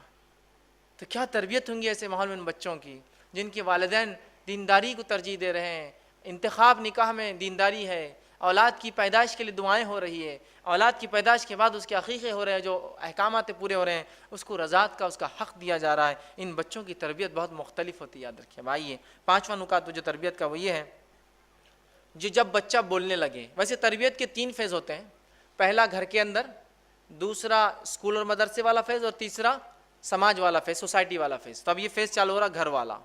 اب بچہ پیدا ہو گیا, عقیقہ ہو گیا, نام رکھ دیا, ٹھیک ہے, رضاعت کا اس کا ہو گیا. اب رضاعت کے ہی عمر کے اندر کبھی کبھار بچے بولنے لگتے ہیں, یا اس کے بعد 2 سال تک بچے بولنے لگتے ہیں. اب جب بچہ بولنے لگے تو تربیت کا ایک اہم مرحلہ چالو ہو جاتا ہے. حالانکہ بچہ جب نہیں بھی بولتا ہے تو وہ تربیت پاتا ہوتا ہے, سیکھتا رہتا ہے. وہ اس اعتبار سے کہ بچے بولتے نہیں ہیں لیکن جو سنتے ہیں ان کو کیپچر کرتے رہتے ہیں, اور جب بولنا سیکھتے ہیں تو وہی باتیں بولتے ہیں جو وہ بچپن میں سنتے آ رہے تھے, بچپن میں سنتے آ رہے تھے. یاد رکھیے, یہ بڑی اہم بات ہے, یاد رکھیے. تو ان کو اللہ کا نام لینا سکھائے, اس لیے کہ نبی اکرم صلی اللہ علیہ وسلم فرماتے ہیں جس کا پہلا کلمہ لا الہ الا اللہ اور جس کا آخری جملہ زندگی کا لا الہ الا اللہ رہا, وہ کامیاب ہو جائیں گا. اب پہلا جملہ ایک بچے کا لا الہ الا اللہ کیسے ہوگا مجھے بتائیے. کیا آپ کا بچہ 2 سال کا ہوتا ہے ڈائریکٹ لا الہ الا اللہ بول دیں گا؟ جب تک کہ وہ بچپن سے, اس کی چھوٹی عمر سے, اس کے جھولے میں جب تھا اور اس کی ماں اس سے کہتی تھی کہو لا الہ الا اللہ, اور باپ کہتا تھا بولو لا الہ الا اللہ, تو بچہ جب بڑا ہوگا وہ بار بار سنتا ہے لا الہ الا اللہ, لا الہ, ماں بولتی ہے, باپ بولتا ہے, چچا بولتا ہے, ماموں بولتا ہے, نانی بولتی ہے, نانا بولتا ہے, تو بچہ جب پہلا جملہ نکالے گا لا الہ الا اللہ نکالے گا. لیکن اب ہم کیا سکھاتے, بچہ بولنے لگا تو بیٹے ممی بولو, ابو بولو, ٹھیک ہے, اماں اور ابا تو بولیں گا ہی نا وہ زندگی میں, جب بات سیکھیں گا تو سب چیزیں بولیں گا وہ. لیکن اگر شروعات لا الہ الا اللہ سے ہو تو کتنی بڑی بات. یا بولو اللہ, بولو بیٹے اللہ, تو بچہ پھر سنتا ہے کہ میرے ماں باپ کچھ ابھار رہے ہیں مجھے کسی چیز کی طرف, اللہ اللہ, تو اللہ بولیں گا. ہمارے پاس تو یہ کہ اللہ تو بہت اس سے زیادہ کچھ دوسری چیزیں سنتا ہے دن اور رات, ہے نا. ٹی وی کے سامنے بچہ پڑا ہے, چھوٹا سا بچہ 2-3 بار ٹی وی دیکھتے رہتا ہے, اور والدین فخر سے بولتے ہیں اتنا چھوٹا لیکن اتنی ٹی وی دیکھتا ہے, سنتا ہی نہیں ہماری. تو پھر وہ لا الہ نہیں بولتا ہو, پھر وہ کیا کیا بولتے ہوئے بڑا ہوتا ہے وہ بولنے کی ضرورت نہیں مجھے. ماں باپ کو کبھی بولتے رہے مہمان آئے تو اپنے بچے کو اندر رکھو, یہ کچھ بھی بکتا آ کر, کچھ بھی بکتا اندر کرو, کیوں تو اس نے جو سنا وہ بک دیتا ہے وہ. تو بچے ایک ریکارڈر ہوتے ہیں, ایمٹی ریکارڈر, جو سنتے ہیں ریکارڈ کرتے جاتے ہیں, ریکارڈ کرتے جاتے ہیں, اور جب بولتے ہیں وہ سب بولتے ہیں جو انہوں نے اتنے 1-2 سال میں ریکارڈ کیا ہے, بولنے لگ جاتے ہیں. سمجھ رہے آپ؟ تو انہیں اللہ کا نام لینا سکھائیے. وہ عمر سے جب 1 مہینہ 2 مہینے کا ہے تب سے اس کو ترغیب دو, بیٹا کہو لا الہ الا اللہ. تو جب وہ بولیں گا پہلی بار 12 مہینے میں یا 13 مہینے میں یا 14 مہینے میں یا 2 سال میں, تو کہیں گا لا الہ الا اللہ. بڑی بات ہے, یاد رکھیے, یہ بڑے اہم مراحل ہیں. جب بولتا ہے, ہمارے پاس تو حال یہ ہے کہ اسے توتلی زبان میں گالیاں سکھاتے ہیں لوگ, سکھاتے ہی نہیں سکھاتے ہیں. ارے دیکھو ہمارا بچہ کتنی توتلی زبان میں تتے بولتا ہے, سکھاتے ہی نہیں سکھاتے ہیں. اور مہمانوں کے سامنے بولو بیٹا بولو, ایک بار بولو انکل کو کیسا آپ بولتے, تو انکل کو آگے بولتا تتے. اب اس کے بعد جب بڑا ہوتا اور جب وہ صحیح زبان سیکھتا اور جب بولتا انکل کو کتے, تو پھر پتہ چلتا انکل کو کیا ہوا, اور ماں باپ کو پتہ چلتا اب کیا ہوا. ہوتا ہی نہیں ہوتا ہے. اور یاد رکھیے ایک بات، وہ لوگ خاص طور سے جو بچوں کو غلط الفاظ سکھاتے ہیں، نبی اکرم صلی اللہ علیہ وسلم کی اس بات کو یاد رکھیے کہ جو انسان کسی کی ترغیب دینے پر کوئی نیکی یا کوئی برائی کریں گا، جب تک وہ نیکی چلتے رہیں گی ثواب ملیں گا، جب تک وہ برائی چلتے رہیں گے اس کا جو ہے گناہ ملتا رہے گا. ایک معصوم بچے کو ایک گندا کلمہ سکھانا گویا زندگی بھر کا وبال لے لینا ہے، اور ایک بچے کو صحیح تربیت دے کے اچھے جملے سکھانا. تو ہمارا تو کام یہ ہو کہ ہم دوسروں کے بچوں کو گود میں لے تو کہا بیٹا لا الہ الا اللہ، تاکہ بچہ کہے انکل بھی لا الہ الا اللہ بولتے، ابو بھی لا الہ الا اللہ بولتے، مما بھی لا الہ الا اللہ بولتے، دادا بھی یہ بولتے، مجھے بولنا ضروری لا الہ الا اللہ. ماحول اور سماج بنائی اس طرح سے. تو بچے کی تربیت جب بچہ بولنے لگے، اور ایک بات یاد رکھے، ماں کی گود بچے کا پہلا مدرسہ ہے، فرسٹ اسکول ہے اس کا. وہ اسکول میں اس کو رائٹ کائنڈ آف گائیڈنس اور تربیت یا اس کی جو ہے پرورش بہت زیادہ ضروری. یاد رکھیے اگر ایسا نہ ہوا تو بہت ساری برائیاں سماج میں پھیل رہی ہیں اور پھیلتے جائیں گی. چھٹا نکات جو وہ یہ ہے کہ اولاد کے بیچ عدل کرے. اب ایک اولاد ہوئی، تربیت کا مرحلہ ہوا، سیکنڈ کے ٹائم آپ عادی ہو جاتے، پہلے سے پریکٹس ہوتی ہے آپ کو کیا کیا آپ نے کیا تھا. اب ایک سے زیادہ اولادیں آپ کو ہو گئی ہیں تو ان میں انصاف کرے. بہت سی مرتبہ اولاد میں انصاف نہ کرنے کی وجہ سے اولاد کو آپ چاہے کتنی تربیت کریں ان کی تربیت نہیں ہوتی. کیوں؟ لڑکا اور لڑکی کا فرق، لڑکے اور لڑکے میں فرق کہ گورا لڑکا اور کالا لڑکا کسی کا ہے. دو لڑکے ہیں ڈبل شیڈ کے اندر، ایک لڑکا بہت گورا ہے، ایک لڑکا بہت کالا ہے. تو آپ دیکھیے ماں باپ فرق کرتے ہیں، عدل نہیں کرتے بچوں میں. کہاں ہے میرا گورو؟ آ بیٹا ادھر. تو گویا وہ دوسرا بچہ جیسا کم رنگ ہوتا ہے وہ صرف دیکھتے رہتا ہے میرا والد کیوں کرتا ہے میرے ساتھ ایسی ناانصافی. بچے بہت زیادہ غور کرتے ہیں اور بہت جلدی نتیجے نکال لیتے ہیں. یاد رکھیے لڑکا اور لڑکی کا فرق کہ لڑکی عمر میں 10 سال بڑی ہے آپ کے بیٹے سے، اور آپ اس بہن کو، اس چھوٹے سے بھائی کو بھیا بولنے لگاتے ہو. بولتی میں 10 سال بڑی ہوں اور میں بھیا کیوں بولوں اس لڑکے کو؟ نہیں بیٹے تم کو بھائی ہے، مطلب احسان ہوا تم پر، اللہ نے کیا تم کو بھائی دے دیا. وہ بھائی بولیں گی اس کو، وہ بولیں گا اس کو بہن اور باجی، وہ نام لیں گی اس کا، چھوٹا ہے اس سے 10 سال. نہیں بھیا بولو، بھائی ہے نا تمہارا، رسپیکٹ کرو اس کی. یہ ناانصافی ہے. لڑکی اور لڑکے میں ناانصافی، لڑکے اور لڑکے میں ناانصافی، یہ اسلام میں درست نہیں ہے، پسندیدہ نہیں ہے. یہ ناانصافی سے اولاد کی تربیت نہیں ہو پاتی ہے، بچے نفرت کرنے لگ جاتے ہیں والدین سے.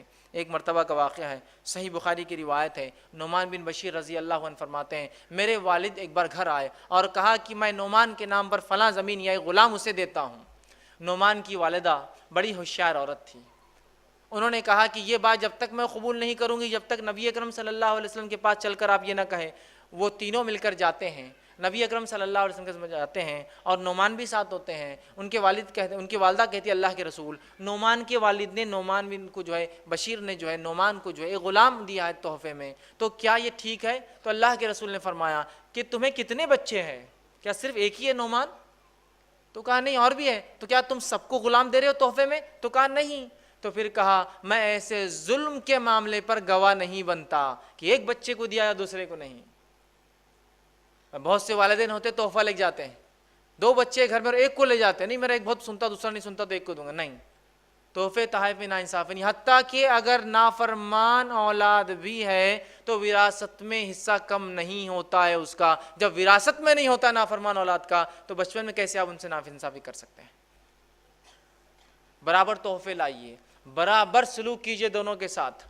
لڑکا ہو لڑکی ہو، لڑکا ہو لڑکا ہو، دونوں میں ہر انسان کی الگ صفتیں اور خصلتیں ہوتی ہیں جن کی وجہ سے کچھ آپ کو پسند ہوں گی کچھ نہیں. لیکن اس سے اولاد میں فرق مت کیجئے، بھید بھاؤ مت کیجئے. 7واں مرحلہ، 7واں پوائنٹ جو اولاد کی تربیت میں وہ یہ ہے کہ انہیں عقیدہ سکھائے. جب بچے اب بول رہے ہیں آپ نے انہیں کلمے سکھائے، اچھی اچھی باتیں سکھائی، اس کے بعد انہیں عقیدہ اسلام سکھائے. عقیدہ اسلام سکھائے، اور ایسے نہیں کہ عقیدہ اسلام کو استادی سکھائیں گا، گھر میں والدین سکھائیں گے، ماں سکھائیں گی، باپ سکھائیں گا اسے عقیدہ. اللہ رحم کرے ایسی ماں پر اور ایسے باپ پر جو بچے کے ساتھ گھوم رہے ہیں پھر رہے ہیں اور چلتے اور پھرتے انہیں عقیدہ سکھاتے ہیں کہ باہر نکلیں بیٹا، یہ جھاڑ ہے، یہ کتنا ہرا ہے، یہ ہمیں ہوا ان سے جو فلاں ہوتی ہے، یہ کاربن ڈائی آکسائڈ پیتے ہیں، آکسیجن دیتے ہیں. انہیں کس نے بنایا؟ اللہ نے. اس بچے کے دل میں اللہ کی توحید جاگتی ہے، اس کی ربوبیت جاگتی ہے، اس کی محبت جاگتی ہے. کیسا میرا رب ہے جس نے میرے لیے انتظام کیا جھاڑوں کا. اور یہ جانور ہے بیٹا، کس نے بنایا انہیں؟ اللہ نے، جن کا ہم فائدہ اٹھاتے ہیں. یہ گھر ہمیں دیا، کس نے دیا ہمیں یہ گھر؟ اللہ نے. بیٹا اس کا ہم دیکھو کتنی فائدہ، ان نعمتوں کا شکر ادا کرو بیٹا. بچوں کو سکھائیے۔ عبداللہ بن عباس رضی اللہ عنہ فرماتے ہیں میں چھوٹا تھا، نبی اکرم صلی اللہ علیہ وسلم کے ساتھ اونٹ پر سوار ہوا، اور سوار ہونے کے بعد اللہ کے رسول نے مجھے کچھ باتیں سکھائی۔ یہ تربیت کی بڑی اچھی باتیں جو اللہ کے رسول نے عبداللہ کو سکھائی تھی۔ آپ صلی اللہ علیہ وسلم نے یہ چھوٹے تھے سکھایا اور فرمایا اور کہا، پہلی چیز جو نصیحت کی عبداللہ کو، جو جامع ترمذی کی روایت ہے اس کے اندر جو ہے 5 نصیحتیں، اور مسند احمد کی روایت میں اضافی اور 3 نصیحتیں، 4 نصیحتیں، ٹوٹل 9 ہوئے نصیحتیں۔ پہلا کہا تربیت کر رہے بچے کے عقیدے کی، کہا عبداللہ سے تم اللہ کے احکام کی حفاظت کرو، وہ تمہاری حفاظت کریں گا۔ عبداللہ، اے بیٹے، اے غلام، اے پیارے لڑکے، تم اللہ کے احکام کی حفاظت کرو، اللہ تمہاری حفاظت کریں گا۔ تم اللہ کے احکام کی حفاظت کرو گے، تم اسے اپنے سامنے پاؤ گے مدد کے وقت، اس کی جب تمہیں ضرورت ہوں گی، تکلیف میں ہوں گے، اس کی مدد تمہارے سامنے ہوں گی۔ پھر فرمایا تیسری بات، جب تم کو کوئی سوال ہو تو اللہ سے کرنا، جب کوئی چیز مانگنا ہو بیٹا تو کس سے مانگنا؟ اللہ سے مانگنا۔ پھر فرماتے اللہ کے رسول چوتھی بات، جب جو ہے مدد طلب کرو تو اللہ سے بیٹا مدد طلب کرنا۔ پانچویں بات فرماتے یاد رکھو ساری دنیا بھی اگر تمہارے خلاف جمع ہو جائے تو کچھ نہیں بگاڑ سکتی سوائے وہ جو اللہ چاہے، اور ساری دنیا بھی جمع ہو کے تمہیں کچھ فائدہ پہنچانا چاہے تو کچھ فائدہ نہیں پہنچا سکتی سوائے جو اللہ چاہے۔ کیسا عقیدہ بنا رہے اس بچے کا مضبوط؟ اب یہ بچہ آپ کو لگتا ہے کہ کہیں بھی جا کر سر ٹکیں گا اور کبھی اپنے زندگی میں شرک اور جو بدعت اور خرافات کریں گا؟ بالکل نہیں۔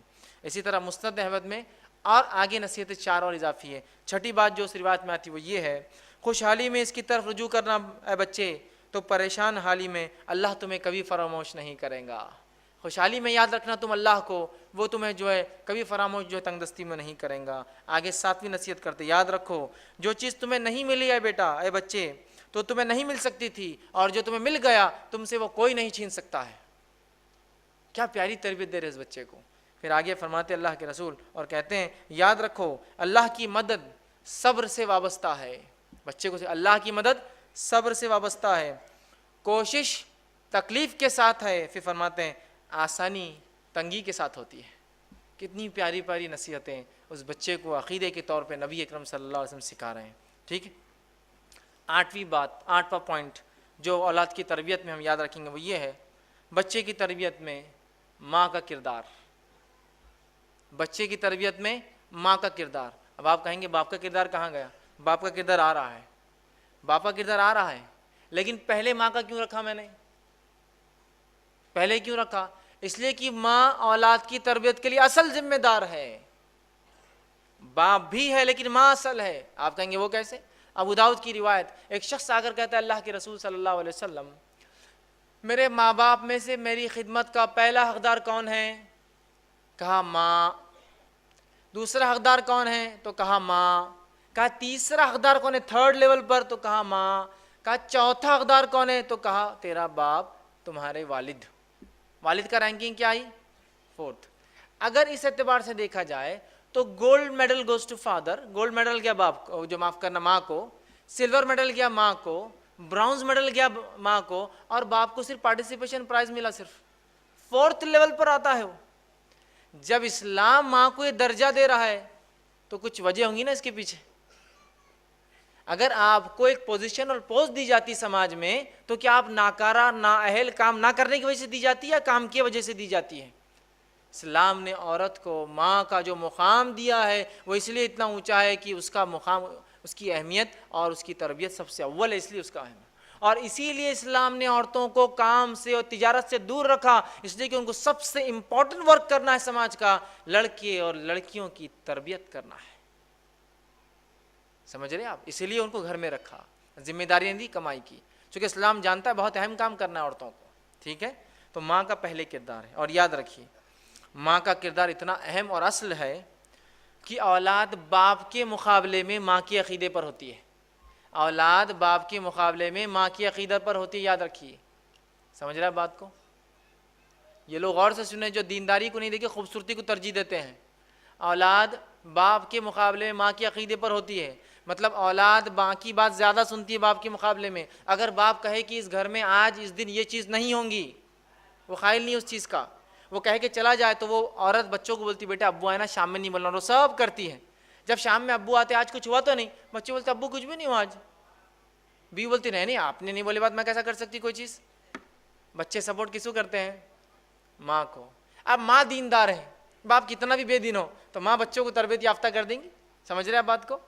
تو ماں کا کردار اہم ہے، اور ماں کے عقیدے بچہ ہوتا ہے اس کی پہلی دلیل نوح علیہ الصلوۃ والسلام کا بیٹا ہے، چونکہ آپ کی بیوی ایمان نہیں لائی آپ کا بیٹا بھی ایمان نہیں لایا. اس لیے میں نے کہا بچے ماں کے عقیدے بہتر باپ کے مقابلے میں، چونکہ بچے اپنے دل کی بات جب باپ کو بھی کہنا ہوتا ہے والد کو تو کس سے کہلواتے ہیں؟ ممی آپ بولو، امی آپ بولو، والدہ آپ بولو، امی حضور آپ بولو، ہے نا؟ یہ کرتے ہی نہیں کرتے. تو بہت اہم ہے ماں کا کردار. تو عورتیں اس بات کو غور سے سنیں، آپ ایک بہت اہم ذمہ داری کے تحت معاشی ذمہ داریوں سے، اکنامیکل برڈن سے دور کی گئی ہے تاکہ آپ تربیت کریں بچوں کی. لیکن افسوس کی بات ہے آج ہماری مائیں کہاں وہ تربیت کری، ہماری بہنیں اور مائیں جو تربیت مطلوب ہے. آج تو تربیت کا یہ معاملہ ہے کہ ماں کے گود میں ایک ہماری بہن کے گود میں ایک چھوٹا بچہ ہے اور وہ بیٹھ کے تین گھنٹے اگر سنیما اور ٹی وی دیکھتی ہے تو کیا امید کی جائیں گی ان بچوں سے کہ یہ خالد بن ولید بنیں گے اور یہ ابوبکر اور عمر اور عثمان بنیں گے؟ بہت اہم کردار ہے ماؤں کا. جب ماؤں نے اپنی ذمہ داری چھوڑ دی تو یاد رکھیے روز قیامت پوچھ بھی ہے. وہ حدیث یاد کیجئے، اور عورت سے پوچھوں گی اس کے شوہر کے بچوں کی کیا کیا اس ذمہ داری کا، اور جو ذمہ داری ضائع کرے وہ جنت کی خوشبو بھی نہیں سونگے گا. تو آج ہم دیکھ رہے ہیں مائیں تربیت نہیں دے رہی. دوسرا واقعہ ام سلیم رضی اللہ عنہا، ان کے بیٹے انس بن مالک، انس کے تعلق سے آتا ہے رضی اللہ عنہ کہ ان کی والدہ ایمان لائی تھی. ابو انس غیر مسلم تھے، اور ایک مرتبہ وہ گھر آئے تو یہ تو ایمان والی تھی. انس سے کہا کہو بیٹے لا الہ الا اللہ، تو انس نے فوراً کہہ دیا لا الہ الا اللہ. تو ابو انس نے کہا کہ تم تو بگڑ گئی ہو، میرے بیٹے کو بھی بگاڑ دے رہی ہو. اور لاکھ منع کرنے کے باوجود بھی انس برابر جو ماں کہتی رہی لا الہ الا اللہ کہتے رہے. تو بچوں پہ ماں کا اثر زیادہ ہوتا ہے باپ کے مقابلے میں. آئیے تیسرا واقعہ اسماعیل علیہ السلام کا، جن کی والدہ ہاجرہ علیہ السلام ہے. جو ہاجر علیہ السلام ایک ایسی ماں کی مثال ہے جس نے اپنے بیٹے کی ایسی تربیت کی جس کی زیادہ تفصیلات تو تفصیلات زیادہ کیا بالکل ہی نہیں ملتی، سوائے ایک واقعے میں ایک جملے کی جو اللہ رب العزت نے اپنی کتاب میں دہرایا. وہ جملہ بتا دیتا ہے کہ کیا تربیت تھی ہاجرہ کی اسماعیل کے معاملے میں علیہ السلام، کیا تربیت تھی. ابراہیم علیہ السلام چھوڑ کر گئے اس شیرخوار جو اسماعیل کو اور اپنی بیوی کو، لیکن اس کے بعد جب ایک حکم ہوتا ہے خواب کے ذریعے کہ جا کر اپنے بیٹے کو ذبح کر دو، اس بیٹے کو لے کر نکلتے ہیں اور کہتے ہیں بیٹا میں نے خواب دیکھا ہے، انی تذبحک فانظر ماذا تری، اس خواب میں دیکھتا ہوں میں تجھے ذبح کر رہا ہوں، اب تو بتا کیا کرنا ہے. تو بیٹے کا ایک جملہ ہاجرہ کی تربیت کا کنکلوژن ہے. بیٹا کہتا ہے کہ اے میرے والد کر گزریے تفعل ما تؤمر، کر گزریے جو رب کی طرف سے حکم آپ کو آتا ہے، ستجدونی انشاءاللہ من الصابرین، آپ مجھے انشاءاللہ صبر کرنے والوں میں پاؤں گے. یہ ایک جملہ اسماعیل کا ان کی ماں کی تربیت بتاتا کیا تھی جو ایسی کی تھی ہاجرہ نے، ایک یونیک تربیت کہ باپ آ کر کہتا ذبح کرنا ہے اور بیٹا کہہ رہا ہے کر گزریے جو آپ کا رب آپ کو حکم دیتا ہے، انشاءاللہ میں صبر کرنے والوں میں رہوں گا. تو بچے ماں کے عقیدے پر ہوتے ہیں. ماں دیندار تھی، اسماعیل بھی دیندار تھے، اور اس حد تک کہ جو کہا بس کرنا ہے تو آپ کر دیجئے قربان، ہے نا. اسی طرح ہم دیکھتے ہیں اس مرحلے میں ایک چیز کو خاص خیال رکھیں، وہ یہ ہے کہ مائیں اور باپ دونوں مل کر بچوں کو لاڑ اتنا نہ کر دے کہ بچے لاڑ میں عام زبان میں کہتے سڑ نہ جائے، ورنہ بہت سی بار اتنا لاڑ ایکسٹراڈنری ہو جاتا ہے کہ پھر بعد میں بچوں کو کنٹرول کرنا ناممکن ہو جاتا ہے. سمجھ رہے آپ بات کو؟ تو یہ مرحلہ بہت اہم ہے. اور ایکسٹراڈنری لاڑنے جس کو عام زبان میں کہتے ہیں کہ سونے کا نوالا کھلائیے لیکن کڑوی نظر سے دیکھیے ان کو. سخت معاملہ ہوگا سب، کیا کھانا ہے کیا پینا ہے کیا دینا ہے سب کیجئے جو کرنا ہے، لیکن تربیت کی اور بد اخلاقی کی اور کسی دوسرے معاملے میں ذرہ برابر بھی چھوٹ نہیں ہے بچوں کو ہمارے. سونے کا نوالا کھلائیے لیکن کڑوی نظر سے دیکھیے تاکہ وہ بگڑے نہ. ٹھیک. نواں مرحلہ، نواں جو کام کرنا ہمیں 9 پوائنٹ وہ یہ ہے باپ کی تربیت. باپ کی تربیت کیسی ہوں گی، مطلب باپ کا رول تربیت میں اولاد کی بڑا اہم ہے. ماں کے بعد اس کا چونکہ رول آتا ہے. باپ کا رول بھی یاد رکھیے تربیت میں بہت اہم ہے. اور باپ اور استاد یاد رکھیے دونوں کی ذمہ داری ایک جیسی ہوتی ہے. اس لیے میں اس کو انشاءاللہ عزیز جو بچہ جب گھر سے باہر قدم رکھتا ہے تو جو ہے تربیت میں باپ کا کردار، باپ کا رول، اور اس کے بعد اس کے استاد، اس کے ٹیچر دونوں کا رول آتا ہے. تو باپ ہونے کے ناطے ایک انسان جو اپنے بچے پہ چیک رکھے. چیک سمجھتے ہیں آپ؟ مطلب یہ کہ دن بھر وہ ماں کے ساتھ تھا، شام میں آ کے آج ستائے تو نہیں, آج دعائیں یاد ہوئی, آج عربی برابر ہوئی, آج اسکول گئے تھے, آج ہوم ورک ہوا, آج دعائیں فلاں ہوئی, آج یہ ذکر ہوا تھا کہ آج پورا چیک. پڑوسیوں کو تکلیف تو نہیں دے گی, پورا چیک کیا گے والد. اور اگر کہیں چوک ہو اور اس کی بیوی آ کر کمپلین کرے بچے کی ماں, تو والد اس کو سیریسلی لے اور بچوں کی تنبیہ کرے, ڈانٹے اور سمجھائے کہ آئندہ یہ غلطی میں نہیں سنوں گا آپ کی. جیسے ایک ماں ٹیچر ہوتی ہے تو باپ ایک ایگزامینر جیسا ہے کہ آ کے وہ چیک کرے گا کہ کیا ہوا, صحیح ہوا نہیں ہوا تربیت. ورنہ بہت سی بار ماں تو انتھک کوشش کرتی ہے, شام میں باپ آ کے پوری محنت پانی پھیر دیتا ہے کہ بچے آ کے بولتے ہیں ابو ابو آج امی نے ایسا کرے, اور الٹا جو ہے وہ آدمی اس کی بیوی کہتا ہے کیوں ایسا کرے میرے بچوں کو. بچے شیر بن جاتے ہیں, پھر ان کو پتہ چل گیا ماں کی نہیں سننا ہے اپنے کو. تو یہ بات یاد رکھیے, باپ جو ہے, اور باپ کے لیے بہترین نمونہ ابراہیم علیہ الصلاۃ والسلام, باپ کے لیے بہترین نمونہ خود نبی اکرم صلی اللہ علیہ وسلم, اور باپ کے لیے بہترین نمونہ کہ کیسا ہو جو ہے لقمان علیہ السلام ہے. قرآن کے مختلف ابواب اٹھائیے اور ان کی زندگیوں کو دیکھ لیجیے تو پتہ چلے گا باپ کیسا ہونا چاہیے. ٹھیک, اسی طرح 10واں نکات وہ یہ ہے بچے کی تربیت میں اسکول اور درسگاہ کا رول. اسکول اور درسگاہ کا رول اب بڑے اہم ہم ایشوز کی طرف جا رہے ہیں, اس لیے کہ اب گھر میں تربیت ہو رہی ہے, لیکن اب رائٹ کائنڈ آف ایجوکیشن اگر باہر نہیں ملے گا تو اس کے بھی بہت خطرناک نتائج نکلتے ہیں, یاد رکھیے. جیسے کہ جو ہے اسکول اور درسگاہ کا جو رول جو بچے کی زندگی میں ہوتا ہے تربیت میں بڑا اہم ہے, یاد رکھیں. اس لیے کہ ماں باپ کی تربیت کے بعد اب اسکول اپنا رول, یا مدرسہ جس کو کہے اسکول کا, یہ وہ رول ادا کرتا ہے. لیکن آج ہم دیکھتے ہیں ہمارے پاس مذہبی اسکولوں کا وجود ہی نہیں ہے. مدرسہ ایک الگ چیز ہے, ایسے اسکول کی تو ہمارے کتنے پرسنٹیج بچے مدرسوں میں جاتے بتائیے آپ. پورے امت کے میں سمجھتا ہوں 3 سے 4 یا 5 یا 10% بچے مدرسوں میں جاتے ہیں, باقی بچے کہاں جاتے ہیں؟ اسکول. آج ہمارے پاس اسلامک اسکول کا کوئی تصور نہیں ہے. اب کیسے ہم اپنے بچوں کی تعلیم کی بات کریں گے؟ جب ہمارا بچہ کانوینٹ اسکول میں جا کے پڑھتا ہے تو ظاہر سی بات ہے وہ عیسیٰ علیہ السلام کا, عیسائیت کا, ان کی دعوت و تبلیغ کا, ان کے عقائد کا قائل نہیں بنے گا تو کیا ہوگا بتائیے. بہت ضروری ہے کہ اس کو صحیح اسکول میں ڈالا جائے. افسوس کی بات تو یہ ہے کہ ہر مذہب والوں نے یہ بات کو سمجھ لیا کہ اپنے مذہبی تعلیم کو اگر آگے بڑھانا ہے تو اسکول سب سے بہترین ذریعہ ہے. کیا بات ہے, یہ بات مسلمانوں کو سمجھ میں نہیں آتی کہ انہوں نے اسکولوں کو آج تک مذہبی رنگ نہیں دیا اپنے. کیا مسلمانوں کے پاس پیسوں کی کمی ہے؟ سبحان اللہ, اگر یہ آپ بولیں گے تو یہ جھوٹ ہوں گا اور اللہ کی لعنت ہم پر ہوں گی کہ ہم جھوٹ بول رہے ہیں, پیسہ نہیں ہے بول کر. کیا ہمارے پاس ایسی سنستھائیں نہیں جو چل رہی ہے لیکن صرف جیب بھرا جا رہا ہے, اس سے کچھ کام نہیں ہو رہا. مسئلہ یہ ہے کیوں نہیں مسلمان لیڈران, مسلمان دانشور, مسلمان لوگ جو فکر رکھتے ہیں, کسی مکتب سے اور کسی جماعت سے جڑے ہیں, کیوں نہیں آپ ایسے اسکول کی بنیاد ڈالتے جہاں دینی تعلیم عصری تعلیم کے ساتھ دی جاتی ہو. حالات یہ ہے کہ کرسچن اسکول, کانوینٹ اسکول دھڑلے سے تعلیم دے رہے ہمارے بچوں کو. ہندو اسکولس میں تعلیم لینا ہم فخر سمجھتے ہیں, بڑے بڑے ہندو اسکولس میں. اسی طرح جو ہے بدھسٹ انٹرنیشنل, جین انٹرنیشنل, سکھ انٹرنیشنل اسکولس وجود میں ہیں, وہاں ہمارے بچے جا کے پڑھ رہے ہیں. کیوں نہیں ہوتا کہ اسلامک اسکولس ہم جو ہے بنیاد ڈالیں, اور کیوں نہیں ان اسکولوں کو ہم ترجیح دیتے کہ ہمارا بچہ یہاں پڑھے گا, یہ اصل تعلیم ہے. لیکن آج ایسے اسکولوں کی اتنی سخت کمی ہے, ارے اسکول تو بہت دور کی بات ہے, ایسی دینی درسگاہوں کی بھی کمی ہے جو دینی درسگاہ ہمارے بچوں کو کتاب اور سنت کے مطابق تعلیم دے. ہوتا ہے نا کچھ اسکول چلیے اب نہیں ہے ایسا اسکول, تو ہمارے بچے اسکول الگ پڑھتے ہیں, مدرسہ جاتے ہیں, جا کے مکتب میں سیکھتے ہیں. ان مکتبوں کا بھی انتظام نہیں ہے ہمارے پاس.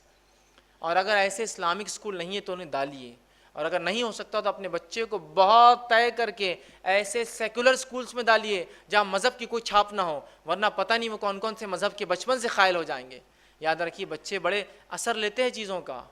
اگر ایک بچے کو بچپن میں یہ بتا دیا جائے کہ عیسیٰ دیتے ہیں اور عیسیٰ یہ کرتے ہیں اور عیسیٰ وہ کرتے ہیں, نعوذ باللہ یہ عقیدہ دے دیا جائے, تو اس کے بعد نتیجتاً یہ ہوگا کہ بچہ عیسیٰ علیہ السلام کا قائل ہو کہ عیسائیت کو پسند کرے گا, اسلام کو کبھی پسند نہیں کرے گا. یہ بات کو سمجھنے کی بہت زیادہ ضرورت ہے. تمام تر وسائل ہونے کے باوجود بھی ہم نے آج جو ہے اسکولوں میں جو ہے وہ نظم اسلامک اسٹڈیز کا نہیں لایا, یا ایسے مکتب اور مدارس نہیں قائم کرے جو خالص کتاب و سنت کی تعلیم دے. اسی طرح آج ہم دیکھتے ہیں جو کچھ تھوڑے بہت پیرنٹس ہیں جو دھیان دیتے ہیں وہ صرف دنیاوی ایجوکیشن پر دیتے ہیں. دینی ایجوکیشن غائب ہے ان کے پاس, صرف دنیاوی ایجوکیشن. دینی تعلیم کو بھی اہمیت دیجیے, اس کے لیے نظم قائم کیجیے, اس کے لیے سسٹم بنائیے. یاد رکھیے جتنا پیسہ اسکول میں ڈالتے ہیں میں سمجھتا ہوں اس سے زیادہ پیسہ آپ نے دینی تعلیم میں ڈالنا چاہیے, اس لیے کہ اگر یہ بچہ مر جائیں گا تو آخرت میں جو چیز کام آئیں گی وہ یہی تعلیم ہے. اس کے لیے ہم جو ہے کوشش کریں اور اس کے لیے ہم تمام ذمہ دار ہیں. 11واں پوائنٹ وہ یہ ہے, اور انشاءاللہ کچھ اور پوائنٹس رکھ کے بات ختم کروں گا, وہ یہ ہے کہ بچے کی تربیت میں اب دوست اور احباب مطلب اس کے اب دوست اور فرینڈ سرکل کا بڑا امپورٹنس ہوتا ہے. اب یہ تھا مرحلہ پیدائش، گھر کی تربیت وہ سب ہوا، اسکول کی تربیت ہو گیا، اب آیا معاملہ دوستوں کا۔ ایک بچے کو لاکھ اچھی تربیت دینے کے بعد بھی ایک غلط دوست پوری زندگی کی آپ کی محنت پہ پانی پھیر سکتا ہے۔ لہٰذا ہمارے بچوں کے کون دوست اور کون سہیلیاں ہوں نہ ہوں، اس کو طے والدین کریں گے، ہم کریں گے۔ بیٹا آج کس کے ساتھ ہے؟ امی آج ہم عبداللہ کے ساتھ ہیں۔ بیٹے عبداللہ کون ہے؟ عبداللہ فلاں انکل کے بچے۔ اچھا وہ انکل کون ہے؟ نکالیے ڈیٹیلز، کہیں ایسا تو نہیں ہمارا بچہ حرام خور لوگوں کے ساتھ، یا ایسے لوگ جو حرام خوری کرتے ہیں ان کے ساتھ، یا لوگوں پہ اور انسانیت پہ ظلم کرتے ہیں ان کے ساتھ رہے، ورنہ وہ بگڑ جائیں گا۔ پھر تو والدین طے کریں گے بچے کس کے ساتھ رہیں گے، اس لیے کہ نبی اکرم صلی اللہ علیہ وسلم کی حدیث ہے جو الایمان میں علامہ ابن تیمیہ لے کر جنہوں نے اس حدیث کو لایا ہے، جو کہ ناصر البانی رحمہ اللہ نے اس کو حسن درجہ دیا۔ آپ نے فرمایا کہ اللہ کے رسول نے، آدمی اپنے دوست کے دین پر ہوتا ہے، لہٰذا تم میں سے کسی کو بھی اس چیز کا خیال رکھنا چاہیے کہ کس سے دوستی کرتا ہے۔ آدمی اپنے دوست کے دین پر ہوتا ہے، لہٰذا تم میں سے ہر شخص کو خیال رکھنا چاہیے وہ کس سے دوستی کرتا ہے۔ اور عربی کا ایک مقولہ قول ہے کہ تم یہ نہ پوچھو کہ وہ کیسا ہے، تم یہ دیکھو کہ اس کے دوست کیسے ہیں۔ مطلب کسی کے بارے میں معلومات لینا ہے تو پوچھنے کی ضرورت نہیں ہے، اس کا فرینڈ سرکل دیکھ لیے، آپ کو پتہ چل جائے گا کہ وہ کون ہے۔ سمجھ رہے آپ؟ تو بچوں کے دوست اور سہیلیاں بغیر والدین کے سلیکشن کے نہ ہو، یہ بات طے ہو۔ 12ویں چیز وہ یہ ہے کہ بچوں کی تربیت میں کھیل کود کا نظم۔ بہت سی بار والدین بچوں کو کھیل کود کرنے نہیں دیتے ہیں، اور ایک غلطی جو والدین سے ہوتی ہے معلوم وہ کیا ہے؟ یہ غلطی کو آپ اگر سدھاریں گے انشاءاللہ بہت زیادہ فائدہ ہوگا۔ وہ کیا ہوتا ہے؟ بچہ جا کر سمجھے ٹیبل پہ ہاتھ لگا رہا ہے، یہ مت کرو۔ گلاس اٹھا رہا ہے کانچ کا، یہ مت اٹھاؤ۔ گاڑی پہ بیٹھ رہا ہے چابی لے رہا ہے، یہ مت لو۔ کھانا کھا رہا ہے تو ایسا مت کرو، وہاں مت جاؤ، یہاں مت آؤ۔ ہم کیا کرتے معلوم؟ صرف کیا مت کرو، کیا مت کرو، نہیں نہیں نہیں نہیں نہیں بولتے ہیں۔ وہ دل میں سوچتا ہے پھر دنیا میں لائق ہے کوئی جب ہر چیز نہیں اور نہیں اور نہیں اور نہیں تھی کرنے کی؟ تو سمجھ رہے آپ؟ ہر چیز کو آپ بولتے ہیں گاڑی کی چابی کو ہاتھ مت لگاؤ، فوراً آپ کو بولنا پڑے گا بیٹا گاڑی کی چابی کو ہاتھ مت لگاؤ، آپ کو ایک دوسری کی لا کے دیں گے، اس سے کھیلا کرو، چونکہ اس کو چاہیے وہ چیز۔ کانچ کے گلاس کو ہاتھ مت لگاؤ، آپ اسٹیل کے گلاس سے کیوں نہیں پانی پیتے اور کھیلتے ہو؟ وہاں مت جاؤ، اس کے بدلے بیٹا آپ یہاں جاؤ نا، ادھر خطرہ ہے۔ یہ مت کھاؤ، اس لیے کہ اسلام میں منع ہے بیٹا، وہ کیوں نہیں کھاتے؟ فوراً الٹرنیٹ دیجیے اس کو، یہ نہیں تو کیا، یہ نہیں تو کیا۔ یہ سنت رسول ہے کہ اللہ کے رسول جب صحابہ کسی عمل سے روکتے فوراً الٹرنیٹ سلوشن دیتے۔ جیسے کہ آپ صلی اللہ علیہ وسلم فرمایا، ایک بار دیکھا حضرت بلال رضی اللہ عنہ 2 ناقص کھجوریں، ردی کھجوریں لے کر گئے اور ایک اچھی لائے۔ آپ نے کہا بلال یہ کیسے ہوا؟ تو کہا میں نے 2 ردی کھجوریں ایک شخص کو دی اور اس کے بدلے میں ایک اچھا لے لیا۔ آپ نے کہا ایسا مت کرو، اس میں سود ہے، تم 2 ردی کھجوریں پہلے بیچو اور بیچنے کے بعد پھر ایک ٹوکری اچھی کھجور لو۔ تو پہلے آپ نے کہا یہ غلط ہے اور فوراً سلوشن دیا کیا کرنا ہے۔ تو بچوں کو والدین سے غلطی کیا ہوتی ہے معلوم؟ یہ مت کرو مت کرو مت کرو مت کرو مت کرو بولتے ہیں، فوراً آپ بولے یہ مت کرو اور یہ کرو، یہ مت کرو بیٹا یہ کرو، یہ مت کرو یہ کرو، چونکہ ان کو کرنا ہے ایکٹیویٹی کچھ نہ کچھ، فطرت ہے نا بچوں کی۔ تو بچوں کی تربیت میں کھیل کود بڑا امپورٹنٹ رول رکھتے ہیں۔ ہمارے پاس پیرنٹس اس پہ دھیان نہیں دیتے، والدین کھیل کود کا کوئی نظم جس سے ان کی جو ایکسٹرا انرجی ہوتی ہے جو برن نہیں ہوتی نا، تو پھر وہ کیا کرتے ہیں معلوم آپ کو؟ کہیں بھی یوز کرتے ہیں۔ بہت سے بار بچوں کو والدین کمرے میں بند رکھتے ہیں، گدے پھاڑ دیتے ہیں، دیواروں کو رنگ دیتے ہیں، پھر والدین پریشان ہوتے ہیں ایسے بچے کیسے ہوتے جا رہے ہیں۔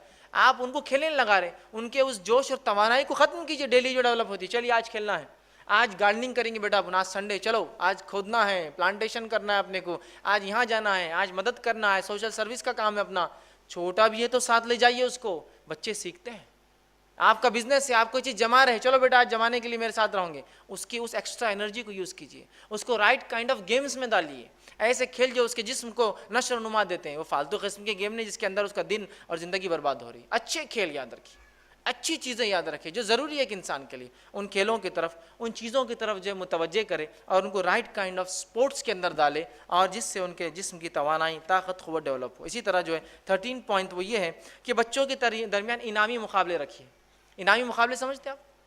کمپٹیشن رکھیے کہ چلو آج دونوں خیرت کروں گے، آپ اس پہ انعام ملیں گا، آج دونوں قرآن کون زیادہ پڑھتا ہے اس پہ انعام ملیں گا، آج سیرت طیبہ پر ایک کمپٹیشن ہے، آپ ایگزام دو فلاں ملیں گا، آج یہ کروں گے تو یہ ملیں گا، یہ پڑھوں گے تو یہ دیا جائے گا، شام تک یہ دعا کروں گے تو آج ایک کیڈبری آپ کے لیتا ہے شام میں، کون پڑھیں گا سب سے پہلے؟ اگر آپ اس سال ایسے کامیاب ہوتے، اتنے پارے حفظ کرتے تو ایک گاڑی آپ کو آج دینے والے اس مہینے، اس سال ہم ان کے اندر مقابلے رکھیے، اس سے جوش اور جذبہ بڑھتا ہے اور بچے بہت زیادہ وہ کام کر پاتے ہیں جو کام ویسے وہ نہیں کر پاتے ہیں۔ اسی طرح 14 پوائنٹ وہ یہ ہے کہ بچے کی تربیت میں ایمانیات کا اہتمام کیجیے، یاد رکھیے، جیسے کہ اسلامیات اور اذکار کا اہتمام، حرام کاموں سے روک کر حلال چیزوں کو بتائیے، ان کے اخلاق ڈیولپ کیجیے، آداب ان کے اچھے کیجئے، نماز کو لے جائیے، 7 سال کے ہو جائے تو اور 10 سال کے اور نہ جائے تو ان کو سزا دیجئے کہ نماز کو چلے، قرآن کی تلاوت انہیں سکھائیے، لباس کا شعور دیجئے کہ کون سا لباس صحیح ہے کون سا غلط، تعلیم دیجئے، بہادری سکھائیے تاکہ ہمارے بچے جو ہے بزدل نہ بن جائے کہ لوگوں کی مدد کرنا، آگے بڑھ کے کسی کو کام کو کرنا، یہ تمام چیزیں انہیں سکھائیے۔ ٹھیک ہے، 15واں پوائنٹ وہ یہ ہے کہ جو ہے تربیت کا جو ہے ایک نازک مرحلہ، اور اس کے بعد انشاءاللہ آخری پوائنٹ ہے نازک مرحلہ، وہ کیا ہے معلوم آپ کو؟ جب بچے اب ہمارے کالج جانے لگ جاتے ہیں، یہ بہت نازک مرحلہ ہوتا ہے۔ اب یہ کیا ہو گیا ہے کہ اسکول کی تعلیم سے نکل گئے اور اب یہ سماج کے اندر چلے جاتے ہیں، کیونکہ کالج میں ویسی تعلیم نہیں ہوتی جو اسکول میں ہوتی ہے، جہاں کیئرٹیک کیا جاتا ہے۔ کالج میں جو کرنا چاہے کرے، جو اچھا ہے وہ اچھا کر لیتا ہے، جو برے ہے وہ برے کام کرتے ہیں نا۔ تو اب کالج کا مرحلہ بڑا نازک ہوتا ہے، اس معاملے میں باپ اور ماں بچے کے دوست بن جائے۔ علی بن ابی طالب رضی اللہ عنہ فرماتے تھے بچے جب 7 سال تک ہوتے ہیں تو ہم ان سے کھیلتے ہیں، پھر 7 سال ہم انہیں تربیت دیتے ہیں اور 7 سال ہم ان کے دوست بن جاتے ہیں۔ ایسے کتنے والدین ہیں جو اپنے بچوں سے بات کرتے ہیں، وہ تو چھوڑیے، ایسے کتنے والدین ہیں، والدہ تو بھی ہوتی ہے، ایسے کتنے والد ہیں جن کو یہ پتا ہے کہ میرے 4 بچے کون کون سی کلاس میں ہیں، بڑا کچھ تو بھی پڑھتا، چھوٹا کچھ تو بھی کرتا، منجلا کچھ تو بھی کرتا، اس کا نہیں معلوم کیا کرتا، مطلب ان کو معلوم نہیں کون سی کلاس میں ہے، وہ ان کی اماں دیکھتی، میں زیادہ اس پہ ٹینشن نہیں لیتا، ان کی ماں کا کام ہے۔ آخری بار بیٹے سے کب بات کی تھی اپنے؟ نہیں، میری بیٹی سے جمتی نہیں، میں گھرتا، میں اسے گھرتا بس۔ اور انڈین فادر کا ایک عجیب مسئلہ ہے، انڈین فادر ایک اینگری ینگ مین رہتا ہمیشہ، ایک دم غصیلا نوجوان، مطلب حال یہ ہے کہ باپ گھر میں آ رہا تو بچے گھر سے باہر بھاگ جا رہے، امی بولتی ابا آ گئے تو بچے پورے باہر، کوئی بیڈ روم میں، کوئی چھت پر، کوئی ادھر کی، تو باپ آ گیا۔